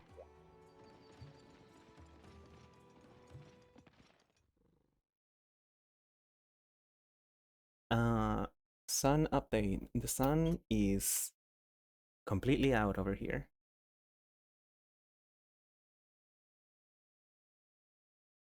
It's luckily not that hot right now, even though it's early morning.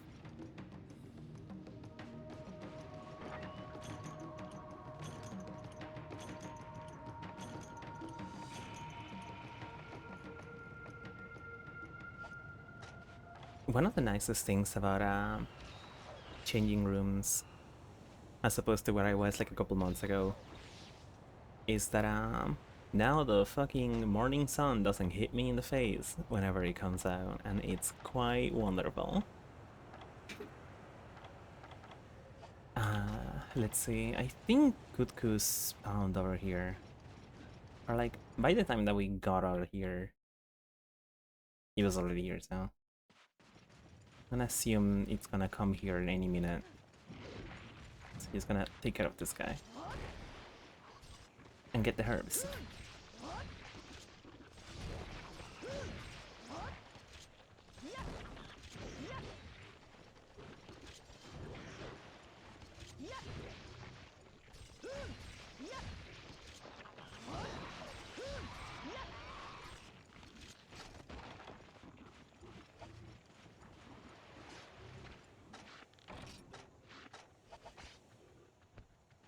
I don't remember if I needed Sharp Class for anything, but getting some Hermit Tower stuff for the Great Sword will be pretty cool.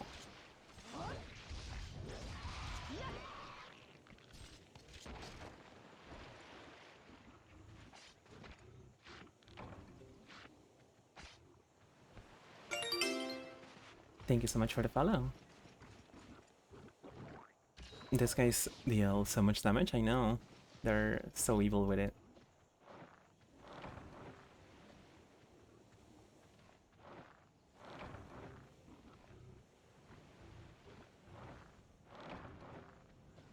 Ah, there we go. There's Jonathan. Oh, these are so many herbs. Guys, I'm herbing out. That's 5 herbs from a single spot. That's crazy. That's wonderful.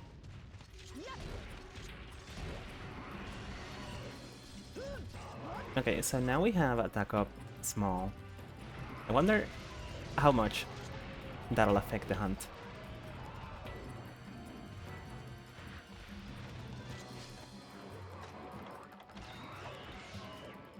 Let's take the time to mark him.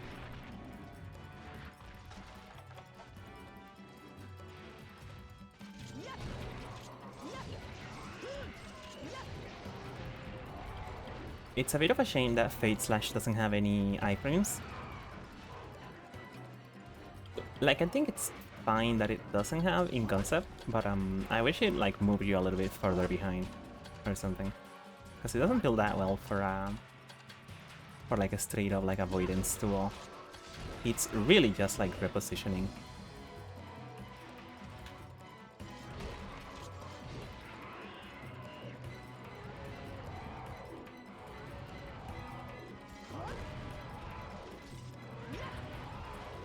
I guess it would be too crazy if he had like actual iframes.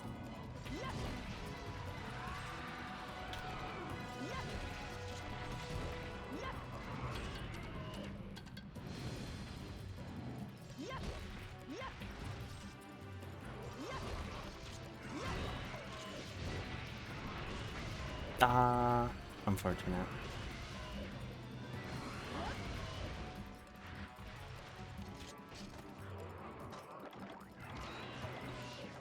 I don't remember if I bought any blue mushrooms, so we are back again at no healing items. Oh my god, dude. Oh my god. That was ruthless. The way Yankuku just completely took out the tiny little moss find who decided that he was going to try to defeat it.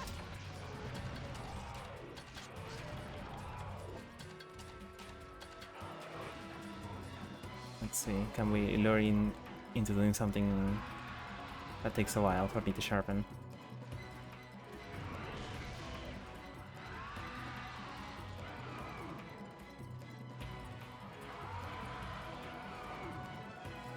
Maybe that bite attack. Okay, there we go. That's perfect.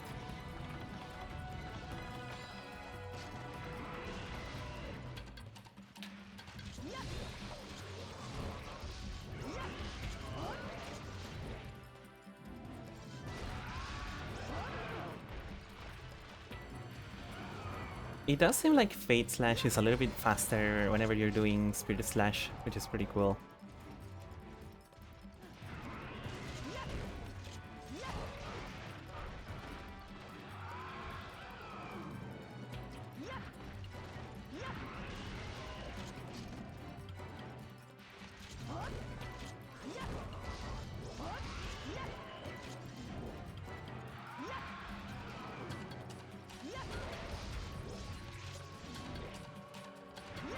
There we go.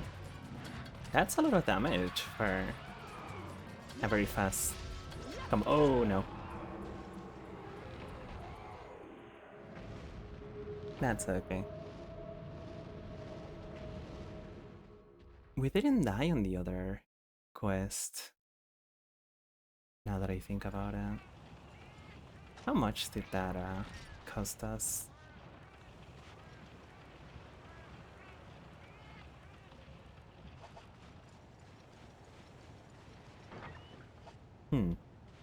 I don't know.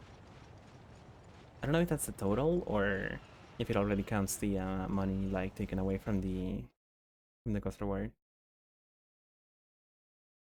In any case, we need some mushrooms.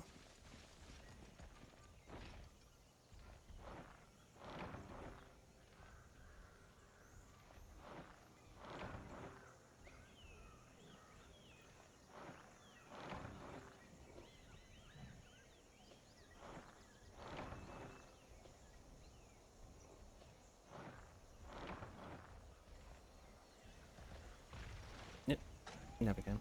Combine. There we go. Wonderful. Hello there, Prof. Ramses. BT. Welcome in. I hope you're having a wonderful time zone. Whatever time it is over there. For me, it's fairly early in the morning. Just starting my day out. Hunting monsters. Picking up sunrise herbs.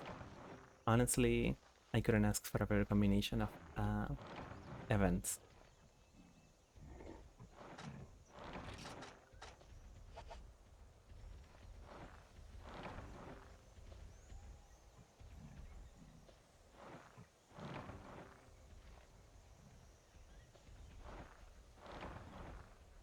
Nothing left. Okay. I know there's a couple more herbs that I could get. But that can wait a little bit more. It is 1 AM for you, but bleh.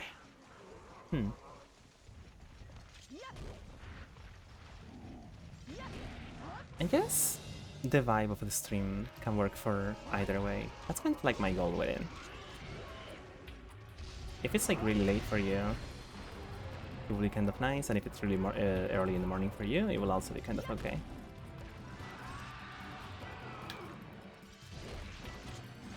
How goes the hunting? To be honest, we haven't done like anything too outrageous or anything so far. We're kind of trying to survive, making more potions for our next big hunt, which will be the Cephadram.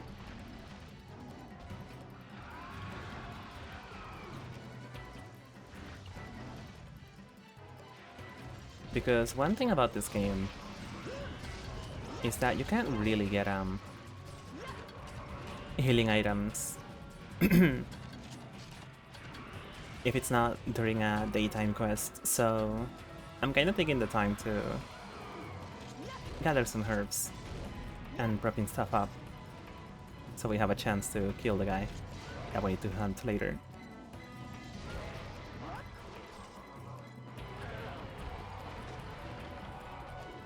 Okay, before we die again, I'm going to maybe heal.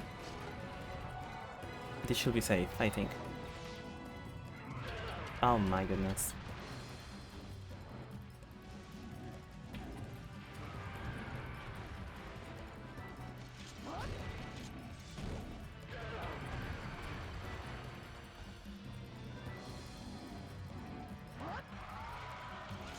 Okay, I need to go back to the base camp, or I will die horribly.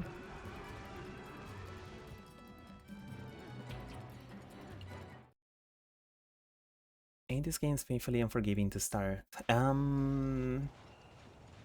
feel like Monster Hunter 1, as long as you're like following the tutorial and stuff, you'll be completely fine. And in the herb, you can buy in the village, you can buy potions and stuff. Not potions, you can buy herbs, and you can use those for healing. So it's never too much of an issue. Right? I didn't feel like it was too much of an issue when I was getting through it. But in this one,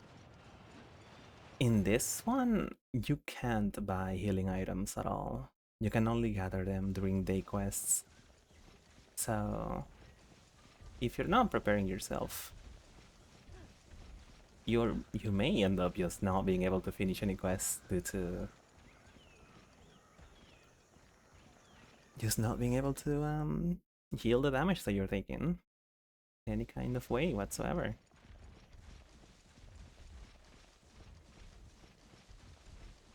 I do believe that at some point later you can just buy herbs from the village.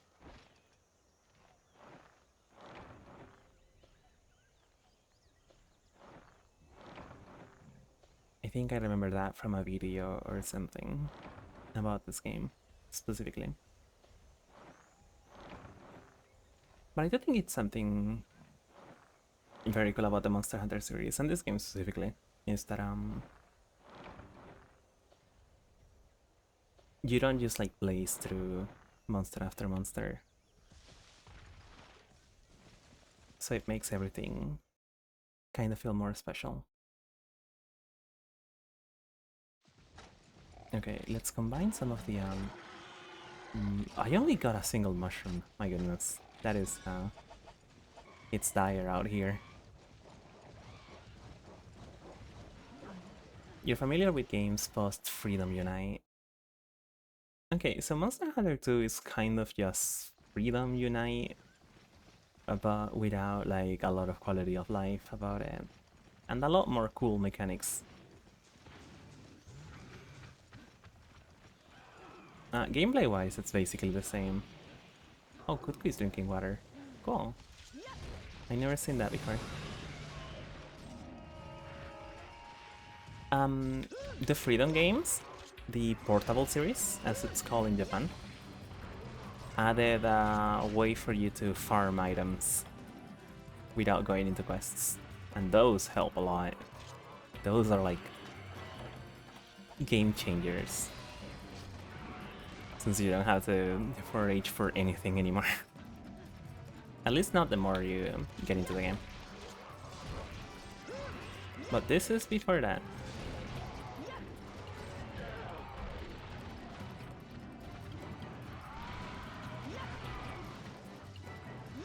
So you get to do the whole package in this.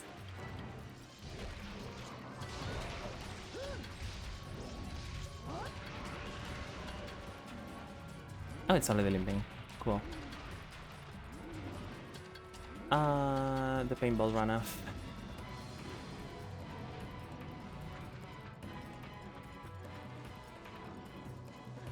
Let's see. I kind of wanna. No, I guess we just go and kill him. I kind of wanted to see if I could go to 8 and 7 to mine for a little bit. But honestly,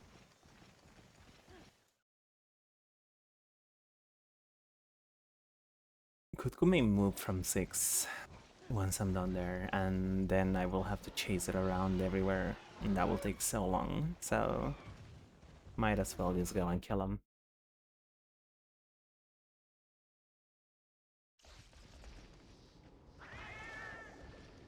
Yeah, because like killing all of these cats so that I can actually mine here in peace will take so long.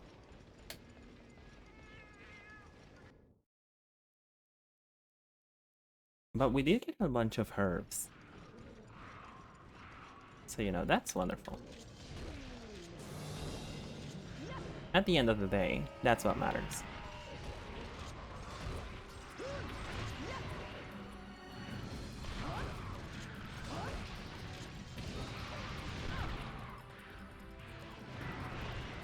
There we go. Could she'll be almost done.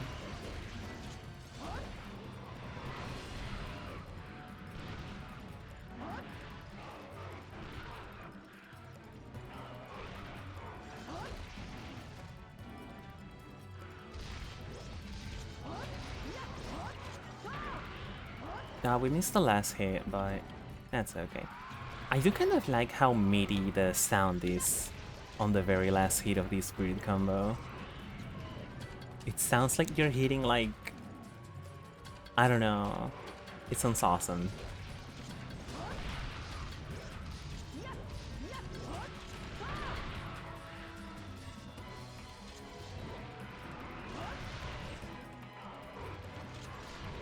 There we go.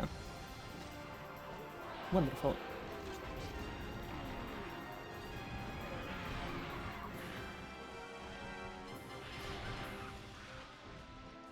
We do need one Kutku webbing to finish one of the requests from the village chief, and I would like to, if possible, getting on this quest. That will be amazing. Oh, there we go. There's the Kutku webbing.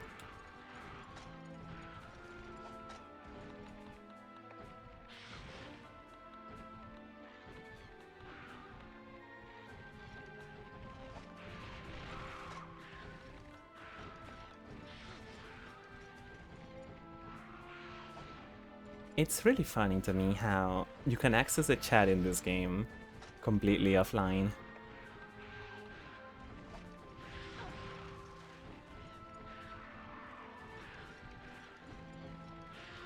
I guess, you know, I guess if you need to, like, remember something, like, oh, I need to get this thing from this thing. You can kind of like write it out in a chat message, and then you'll be able to check it whenever you want during that session. That wouldn't be the worst thing ever, actually, I guess.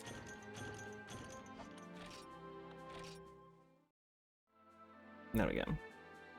We did die once, so we lost a bit of money, but still a lot. We still got a lot of money.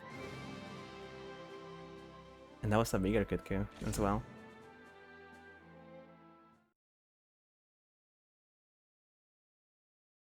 We won't be able to see it like in here until I go do online stuff. But something really cool about this game is that so monsters have like different sizes, right? And the monsters you capture, you can then like host PvP matches with other people's monsters that they captured in the arena online. And like I think the size of the monster like determines the stats that it has for that. But it is like insane that it has like fucking capturing monsters for monster combat afterwards. What does the master shipwright want? Hahaha. There's a little hunter. How is it treating you, the hunter life? How is that so? Ah, hey, that reminds me of when I was a hunter.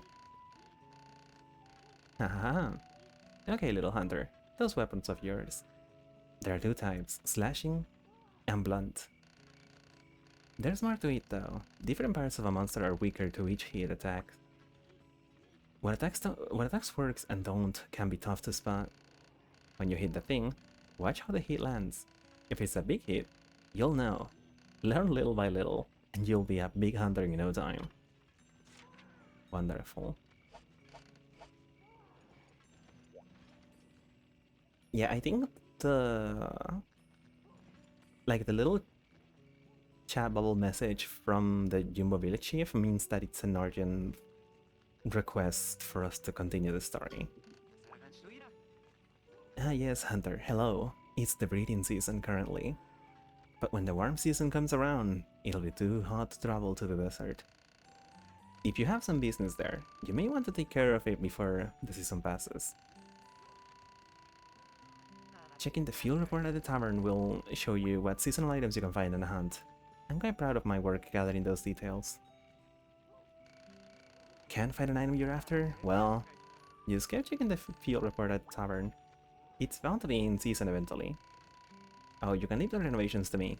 I'm sure you're busy planning out your upcoming hunts. Kind of. Anyway, we can finally finish this request. New lands and monsters. There's talks of new monsters out there. Gather their materials and deliver them.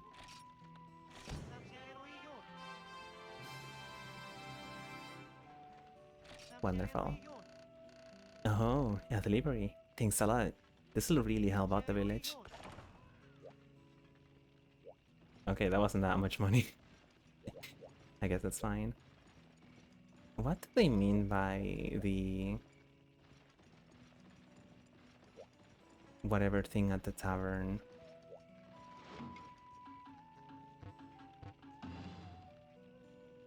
Oh, 5 Cephalos for 2000. That's pretty fucking good.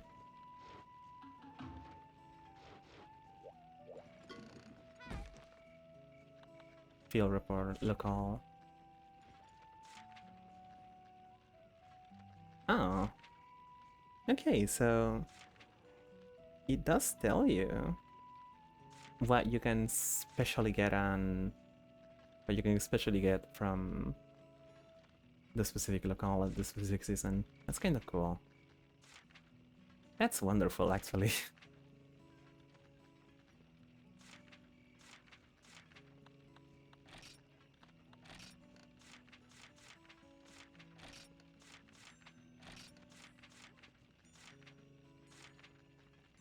Daimyo Hermit Tower.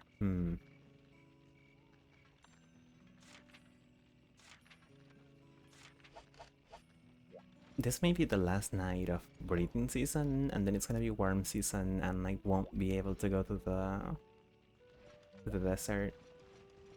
So I'm wondering what to do. I guess we could attempt to do the Daimyo Hermit Tower. That wouldn't be the worst thing ever.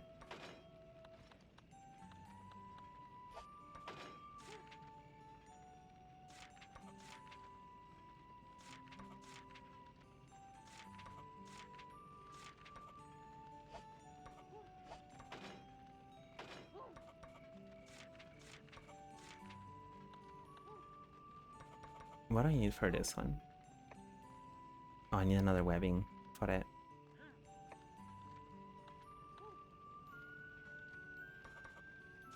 Is there any way that I can get expert on myself?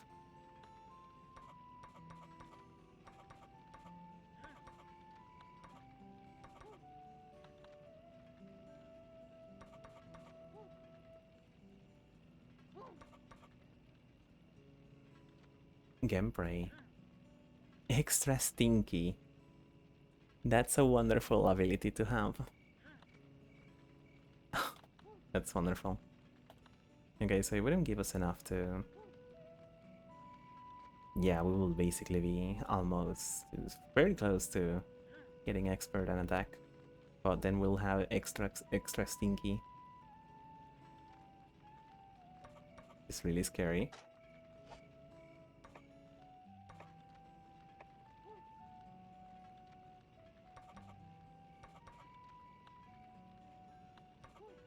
Yeah, I don't think there's a way for us to get to really get expert. Since maybe a different arm could give us what we need.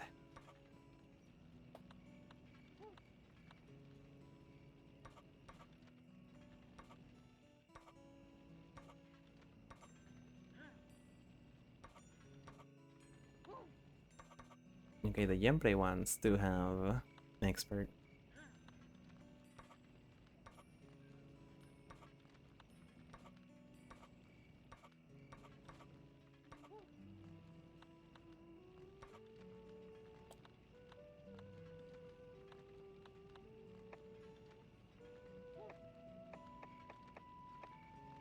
I mean, I think if we were to use both the Yempre parts on the legs and the arms, we will have attack up and expert, but then we will have to deal with a antiseptic -12 or more, which will be extra stinky, and I don't know if we can get rid of that one.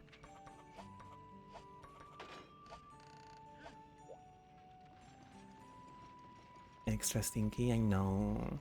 It's so scary. Do I have a sword and shield? No, I don't have a sword and shield. Interesting. I kinda do wanna make one, because like, it's my favorite weapon.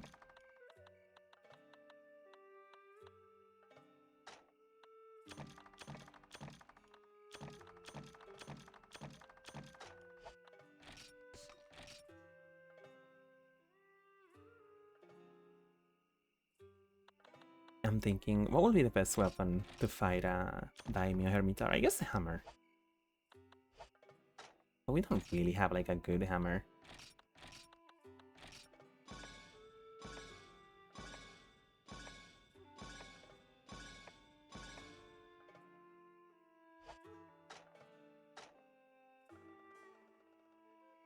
Though, to be honest, and hear me out, maybe hunting horn may be good.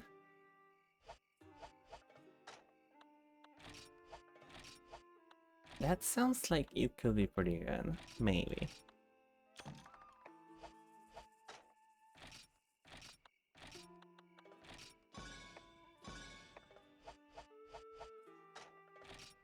Only issue is that the hunting horn that we have is like not upgraded at all, so I'm kind of scared that we just won't be able to deal any damage to him. Like, I know bouncing is not gonna be an issue.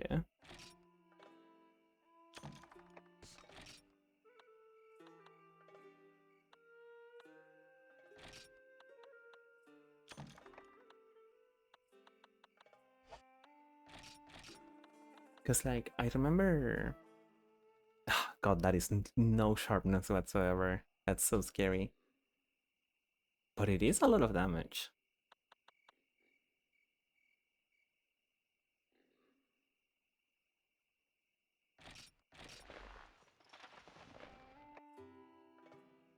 I don't know how I feel about that.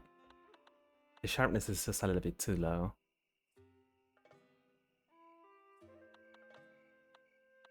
And like doing the songs and then taking care of the sharpness, will be way too much stuff to upkeep, I feel.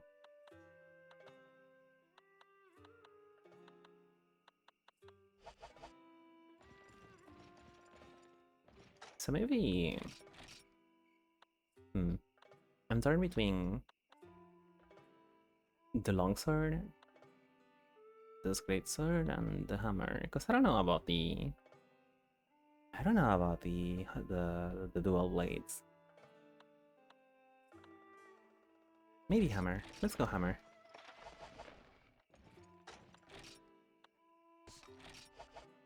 Okay, and can we eat for it?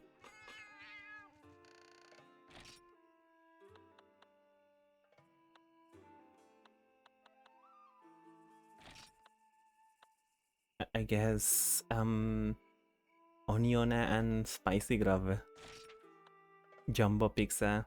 Come on, it has to be fucking wonderful, right?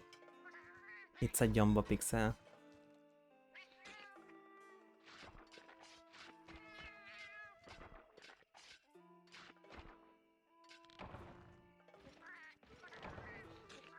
Stamina increase, health decrease. Could have done without that. That's unfortunate. How much did the health decrease? 80. Oh no. That's gonna be really scary. But maybe we can still make it. Wait, I can just fight 10 worms. Oh no, I need 10 frogs. Ugh. What will I put on a Monster Hunter pixel?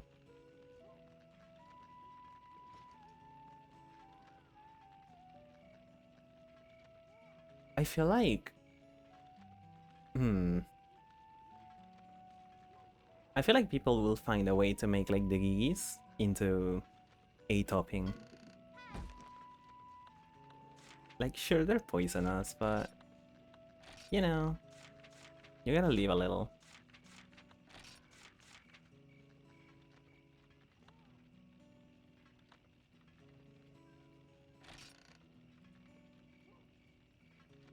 Okay, let's try to defeat the Daimyo Hermitar. Finally, a new monster.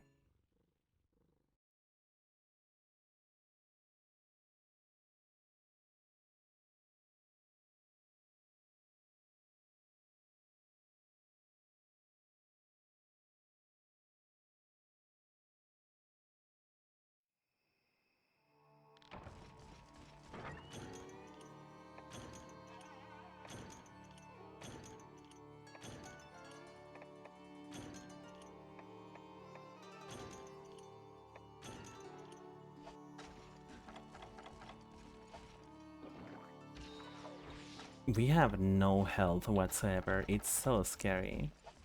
Also, I have no idea where this guy may spawn, so... I'm just gonna go around.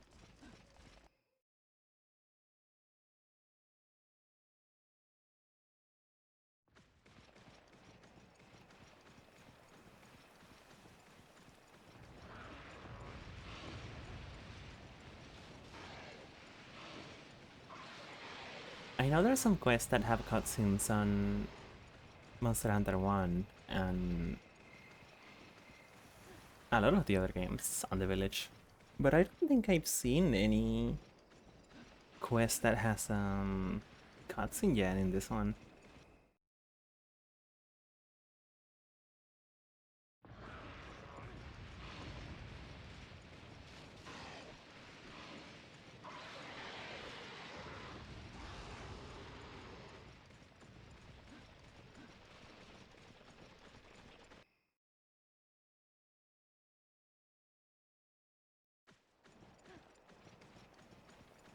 I guess one thing to focus on from getting during the while the desert is available is a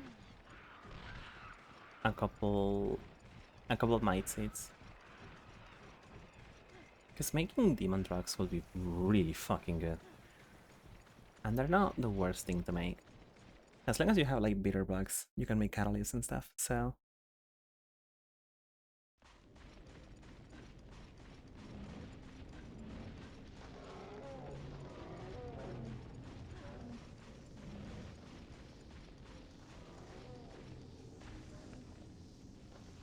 don't know why those guys are, what those guys are getting up for. That's kind of scary.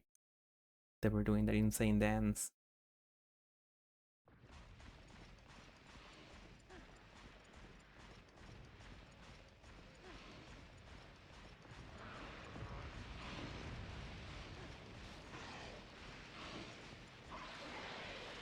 Now here's what I will usually expect Daimyo to be. Some kind of surprised that's not the case. Kind of surprised we haven't even run into it. Is the balloon up there? Can I like wave to the balloon? That would be awesome. I think you can do it in this game, yeah.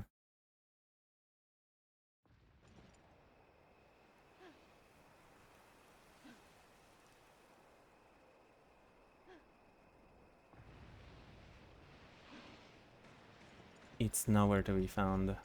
Okay, I'm gonna turn around and check again. Because I do think it's it'll show up eventually in 7. Or neighboring areas.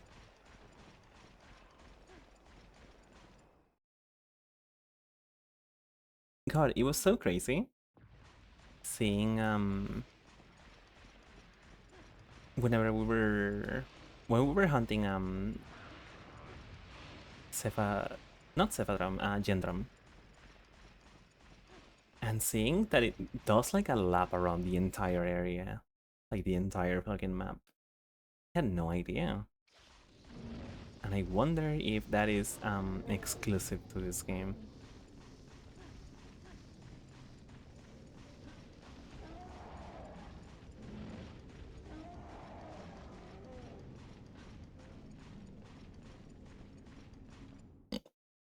Like, I know the monsters have like a set pattern for like whichever areas they visit and stuff. But that one was like... Guy was literally just doing a circle, like a lap around the entire thing.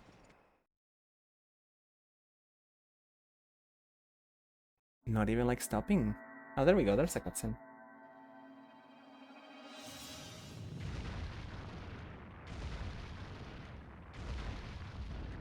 Well, this freaking guy killed a Monobolus. It is cool that for the sequel they show you the school of the final boss of the village. It's like, yeah, this guy is just like, this is using it as its little home. Isn't it awesome? Isn't it cool? Wasn't that fucked up though? How much damage I took there? Maybe just found the skull laying around. That's true.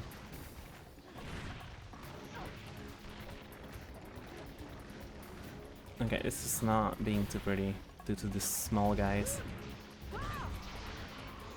So please stop existing. Oh my god.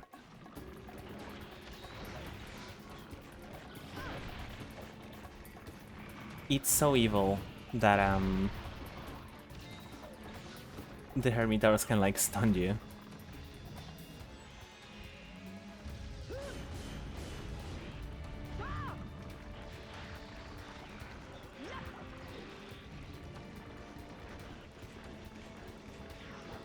You wonder what the Monobolus thinks about the Hermitars using their dead skulls as shells. I don't know. I wonder if there's if there has ever been a quest with both a Monobolus and one of these guys. I shouldn't have healed there. But I guess having like no HP, any kind of damage is like really huge damage.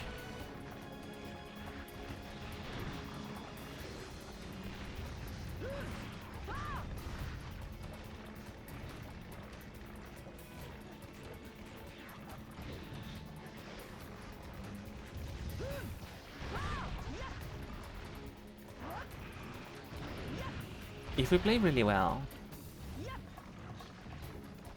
it won't be an issue that we have like only like half HP to work with.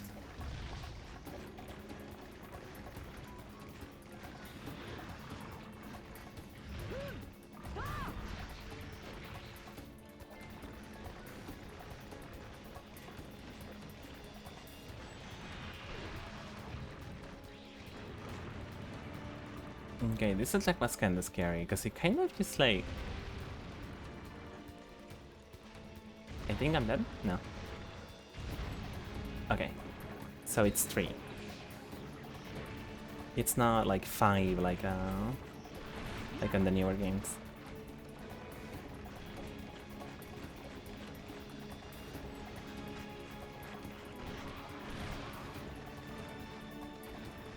I'm kinda hoping Hermitar deals with the small guys. Ugh. They're so mean. There we go. That's all of them for now. Now we can focus on the big guy. Uh-oh. Okay, okay, cool. I mean, not cool, because now we'll gotta... Now we gotta deal with more guys. Maybe.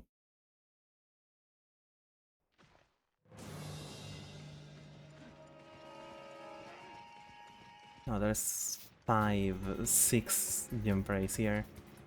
But there's 5. Not 6.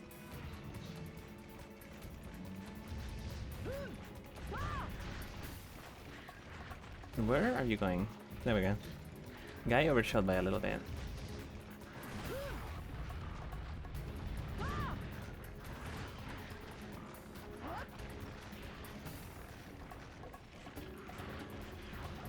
I'm gonna assume that he cannot move while doing the water spout.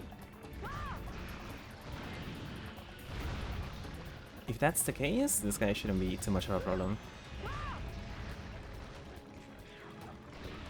The only concern will be like how much damage we're dealing. Since I will imagine it to be not that high.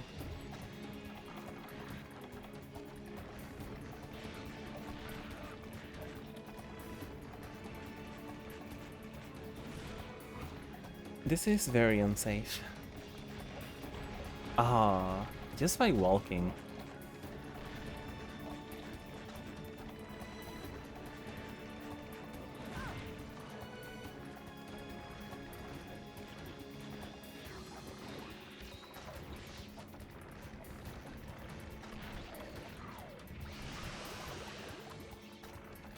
I like the little bubbles and... I don't like that it killed me, but I do like the little bubble effect on it.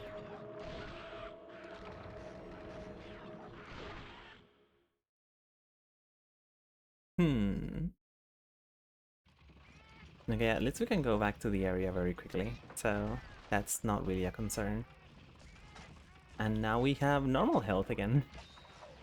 So you know what, maybe it was meant to be.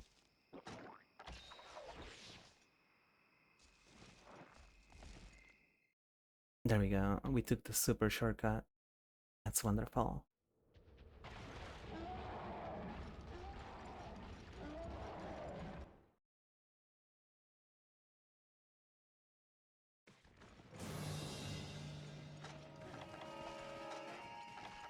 Oh, we don't have any more hot drinks. That sucks.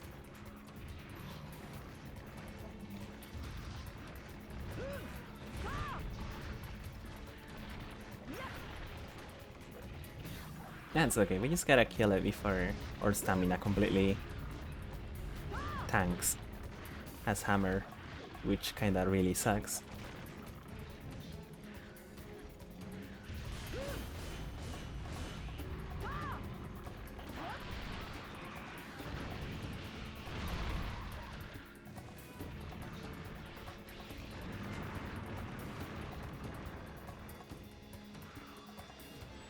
There's a shiny. Why is there a shiny?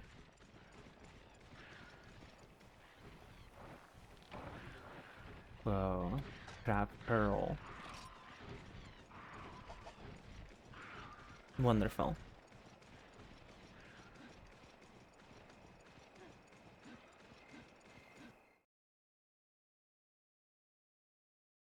I don't remember when was like when I specifically like paintballed it, but I'm gonna wait a little bit more before doing it again.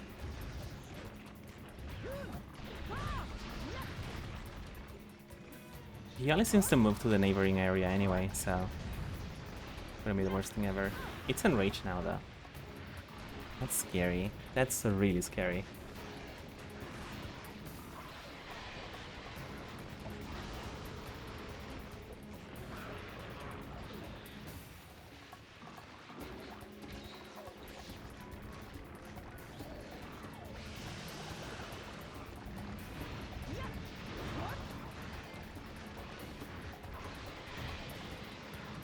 Okay, need to sharpen. It's way too dangerous to do it here.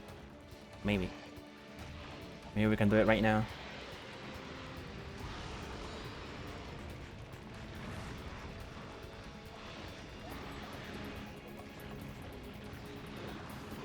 There we go. Never been better.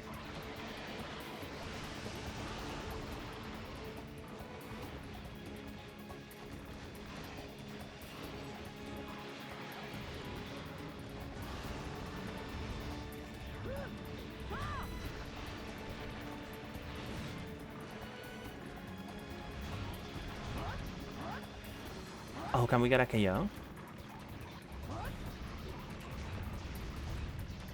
No. That's fine. We are getting a lot of flinches and stuff, so you know, maybe our damage is actually pretty fine.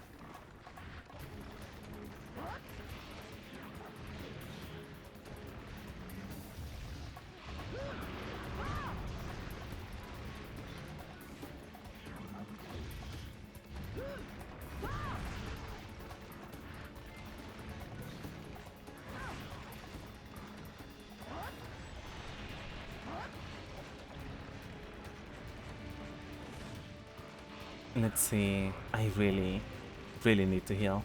I could maybe take another hit, but I would rather play it safe.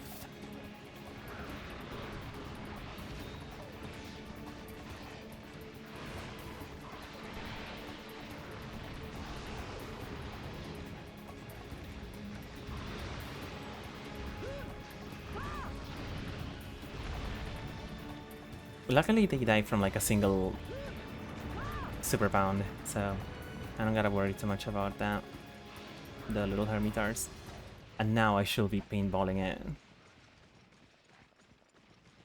Because I'm pretty sure that it's going to run out soon.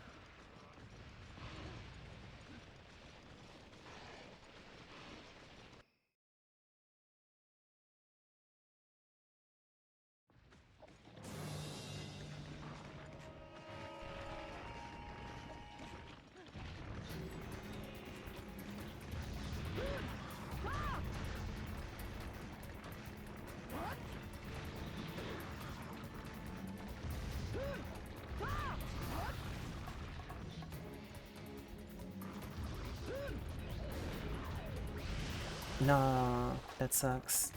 And that deals so much damage as well.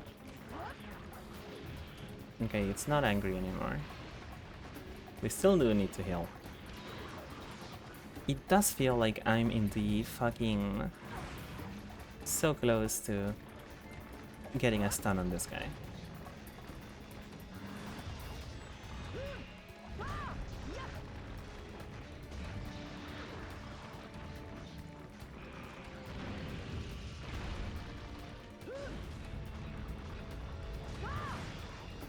Angry again. That sucks.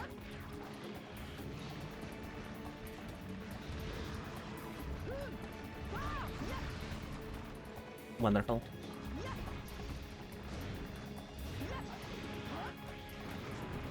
That's scary. Oh my god. It's so fucking fast. And he does do it 5 times.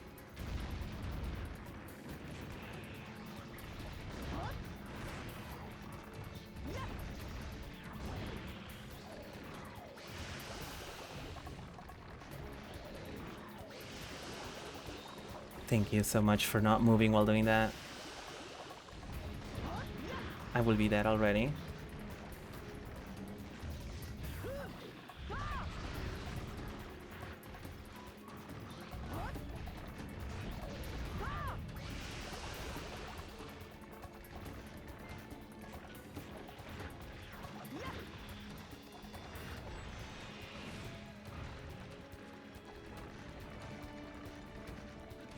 I feel like this guy may be close to death now. We've been fighting for quite a while. We've been really aggressive against it.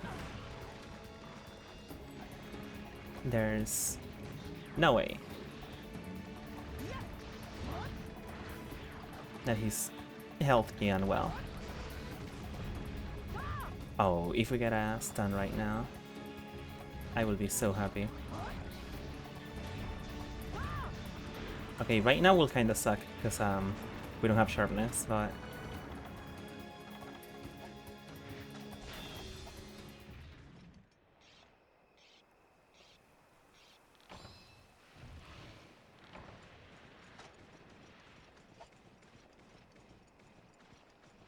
Let's see.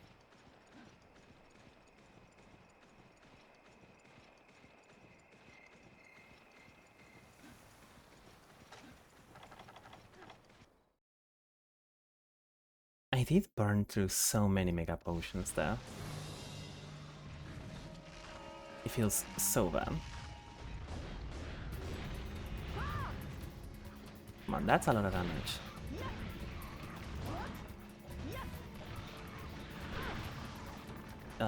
This sucks. There we go.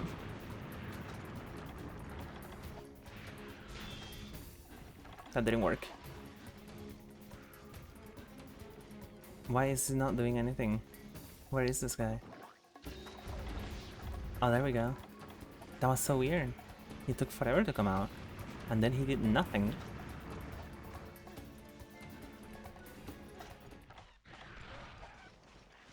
Oh, you're so far away. I wonder if it's because of limping. Like it's just trying to go to sleep as soon as possible.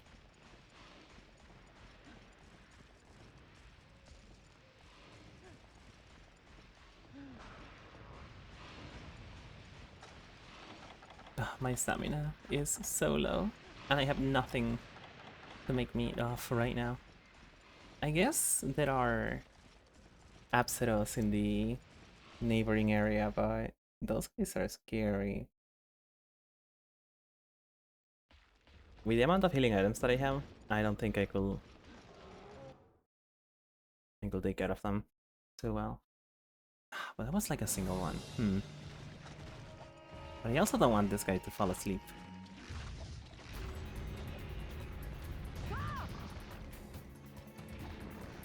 Oh, the claw is broken.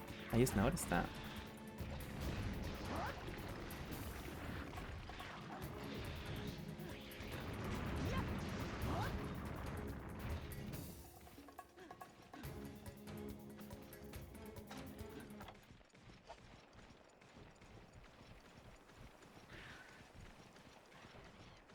Okay, that has to be that it's going to sleep, right? There's no other way.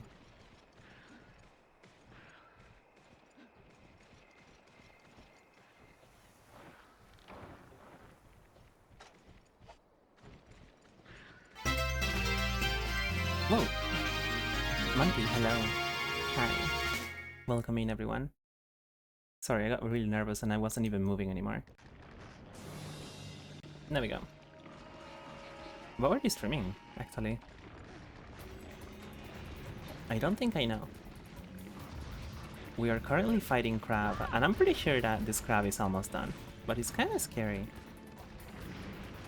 To be honest, the smaller crabs may be a little bit more of a problem than the big guy.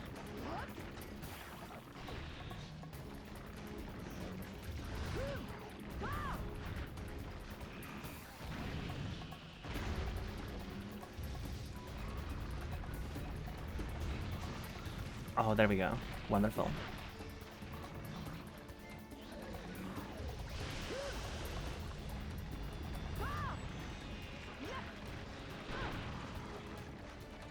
I kind of have a thing blocking my field of view of the chat right now, so I can't read it. But I can click off right now. There we go. Your chat model isn't working. Oh. You're chatting through OBS right now. My goodness. Shit's dire over here.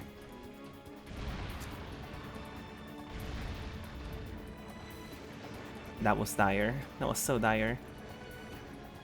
We have no stamina whatsoever. And that's my last healing item. And sadly, I kind of really need stamina with hammer.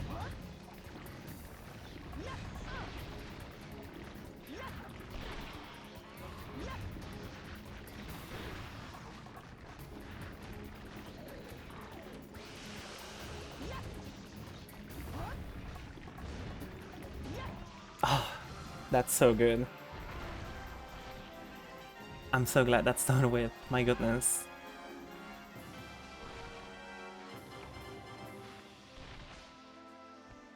Jesus Christ. Okay, that may seem like the worst thing ever in this game. It's actually pretty easy. It's just the fact that, well, a lot of circumstances ended up with us basically having no stamina whatsoever and a severe lack of healing items.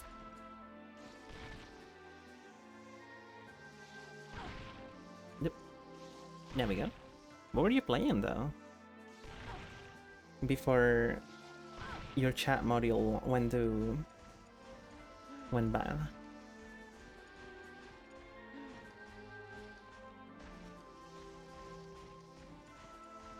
Or what were you doing, actually? Because I think most of the time that I look at your stream, you're watching something. I think that's kind of wonderful.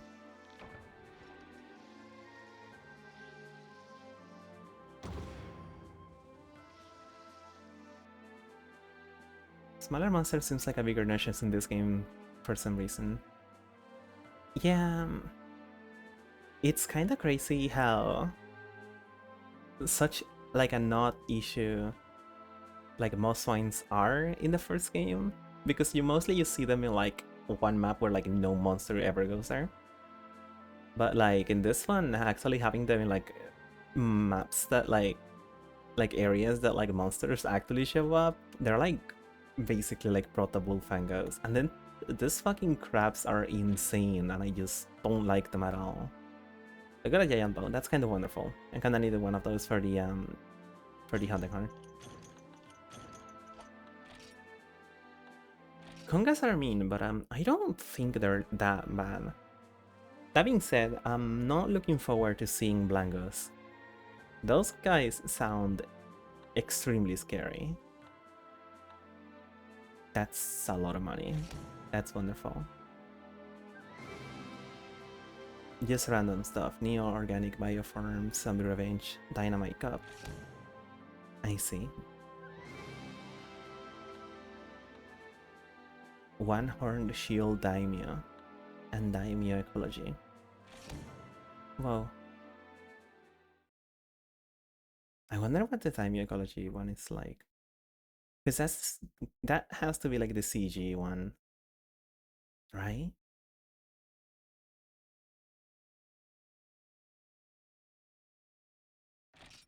I will imagine.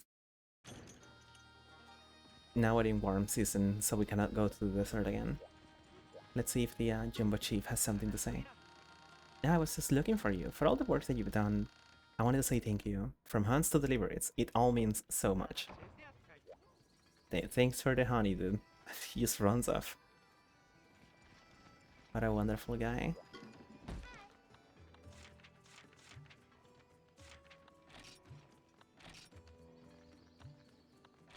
Yeah, we cannot go to the desert at all, so we only have the jungle to play with.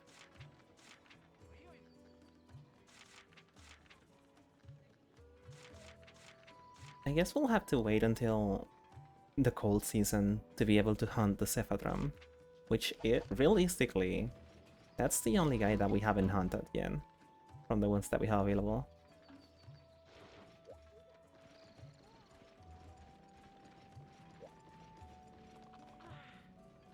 Let's see. How does the Hermitar armor look? Is this the same design as it is in the newer games? Yeah, kind of. Cool. Yes, defense, antiseptic, and minus cooking. That's pretty okay.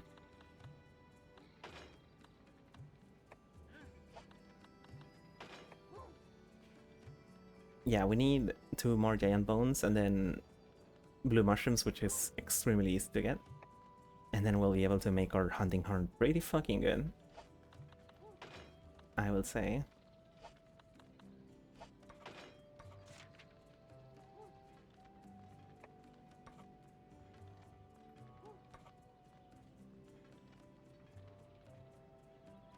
Male Hermitar armor is basically just football equipment, that's true. And the female one is kind of like a cheerleader. I think that's very cute. I'm gonna go for the Hunter's Knife, because I don't have that many bones at the moment. Those are kinda harder to get access to, I come to notice. But I do have a lot of iron ore and stuff like that, so maybe making this one will be better.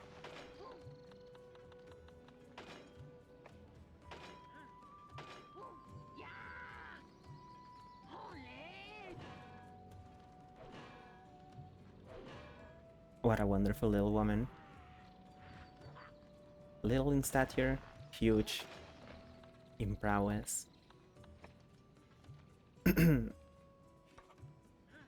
Okay, then we can make the Hunter Dagger.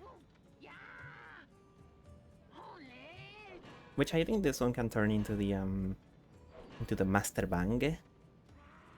Or whatever that sword and shield is. At some point. My goodness, we can improve this one so much with everything that we have. This one may be on par with the with my greatsword, I think.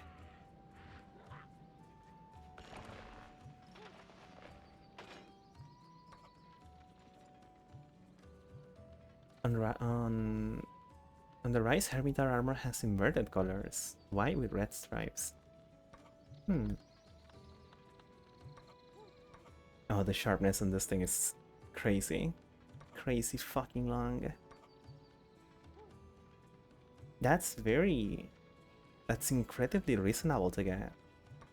Getting a single Macalidor will be extremely easy, and getting like 2 Velocipray Fangs will take like a minute.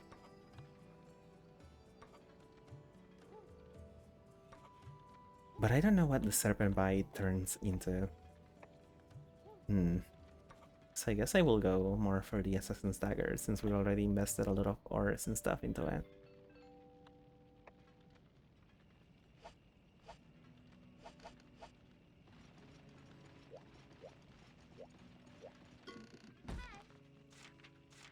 What quests are available now?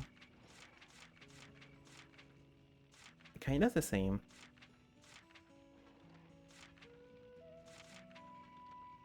Interesting.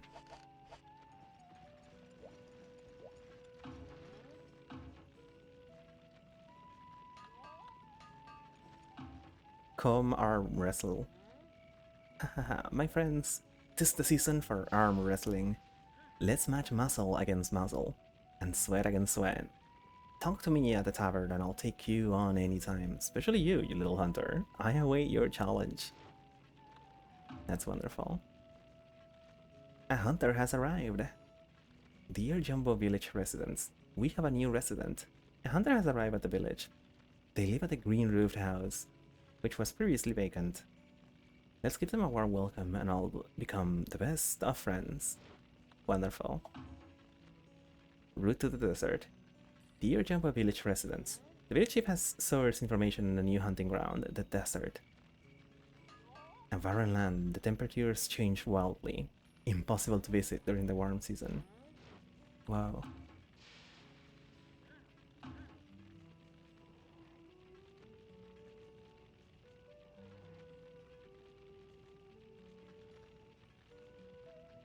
God, all of these are so fucking cool.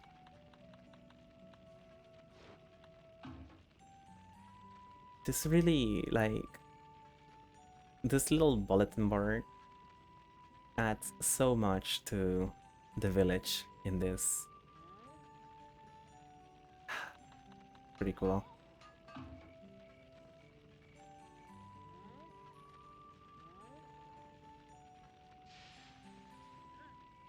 Oh,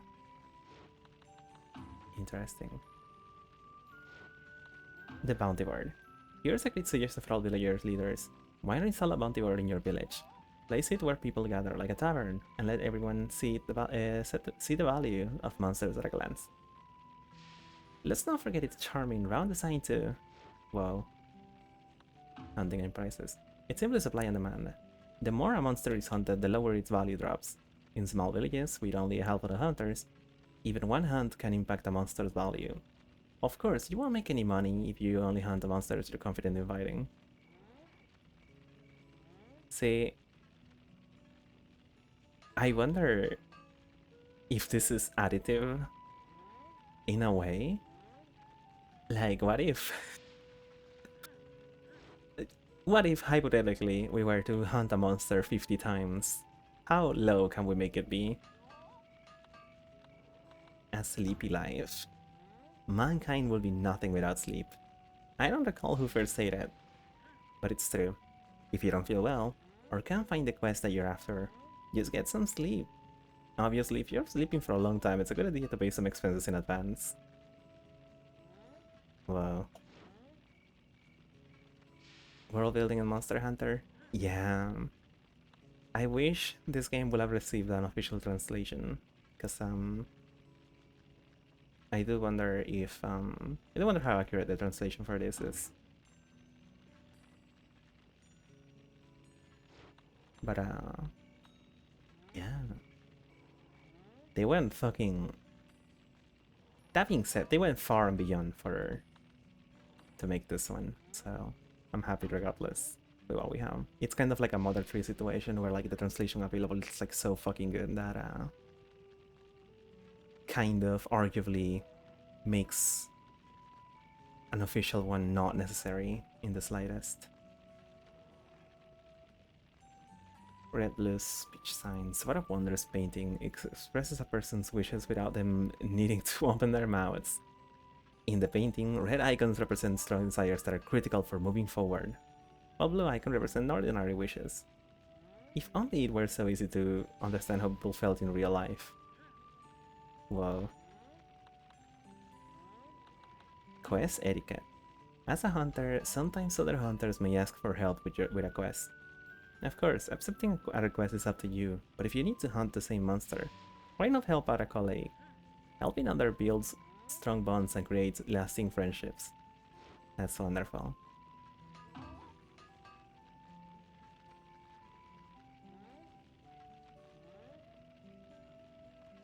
Okay, if you wait too long to deliver items that somebody requests, they may cancel the request. This may happen when seasons change, for example. Though don't worry, no one will be upset or inconvenienced. It's how life goes. Of course, requests are a great way to deepen your bonds with others, so always give them your best. No. Visitors from the sky. Among the countless stars in the sky fly metals, rock, gases, and other useful materials. Our scientists analyzed a meteorite which fell from the sky and found that it was made of an unknown alloy. Of course, we speculated on the uses this could have in forging or refining weapons. Our research into that mysterious space rock continues. What the fuck are they talking about? Huh. Cool.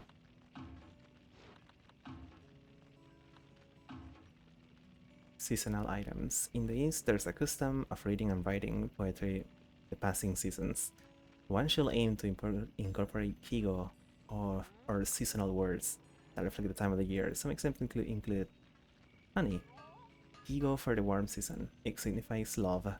Painberry, kigo for the cold season. Often used to describe the search for a loved one. Flashbug, kigo for the breeding season's evenings. I see.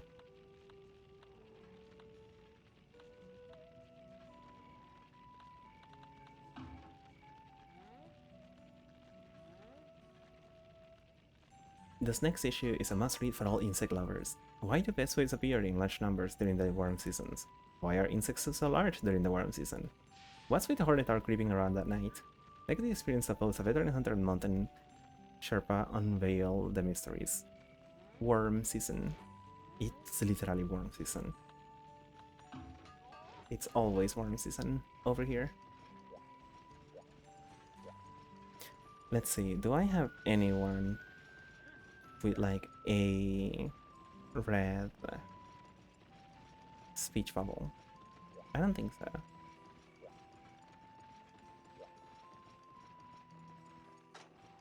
Because like I am wondering because yeah, our village is still level 1 in everything. And Granny forges alone. That's so sad. My goodness. And there's also like this part over here,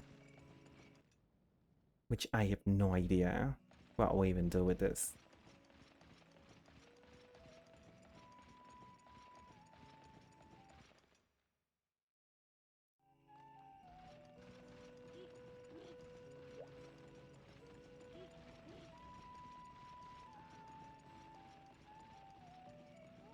The shipwright too.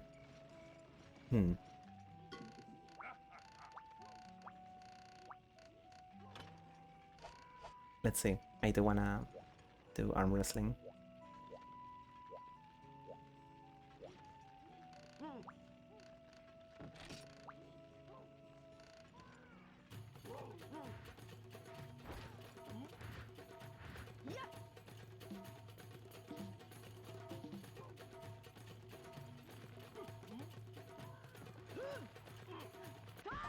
There we go.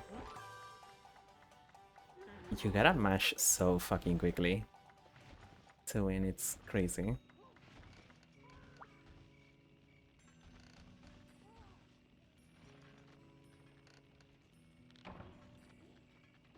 And he gave us white liver. That's wonderful. What do you need? Just a god bug. That's not the worst thing ever. What about the granny? Conga belt. That wouldn't be the worst thing ever. I do wonder if you need to give them... You need to actually complete a number of requests for them to upgrade their facilities or something.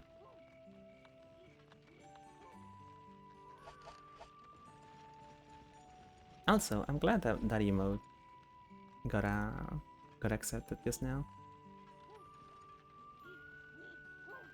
Did the other one as well? Let's see.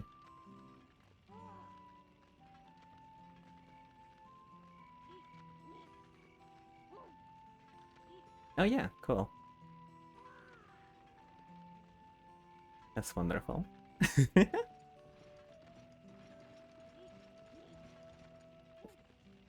Okay, I do think I will be calling it here. We've been live for almost 4 hours and yeah, we made okay progress.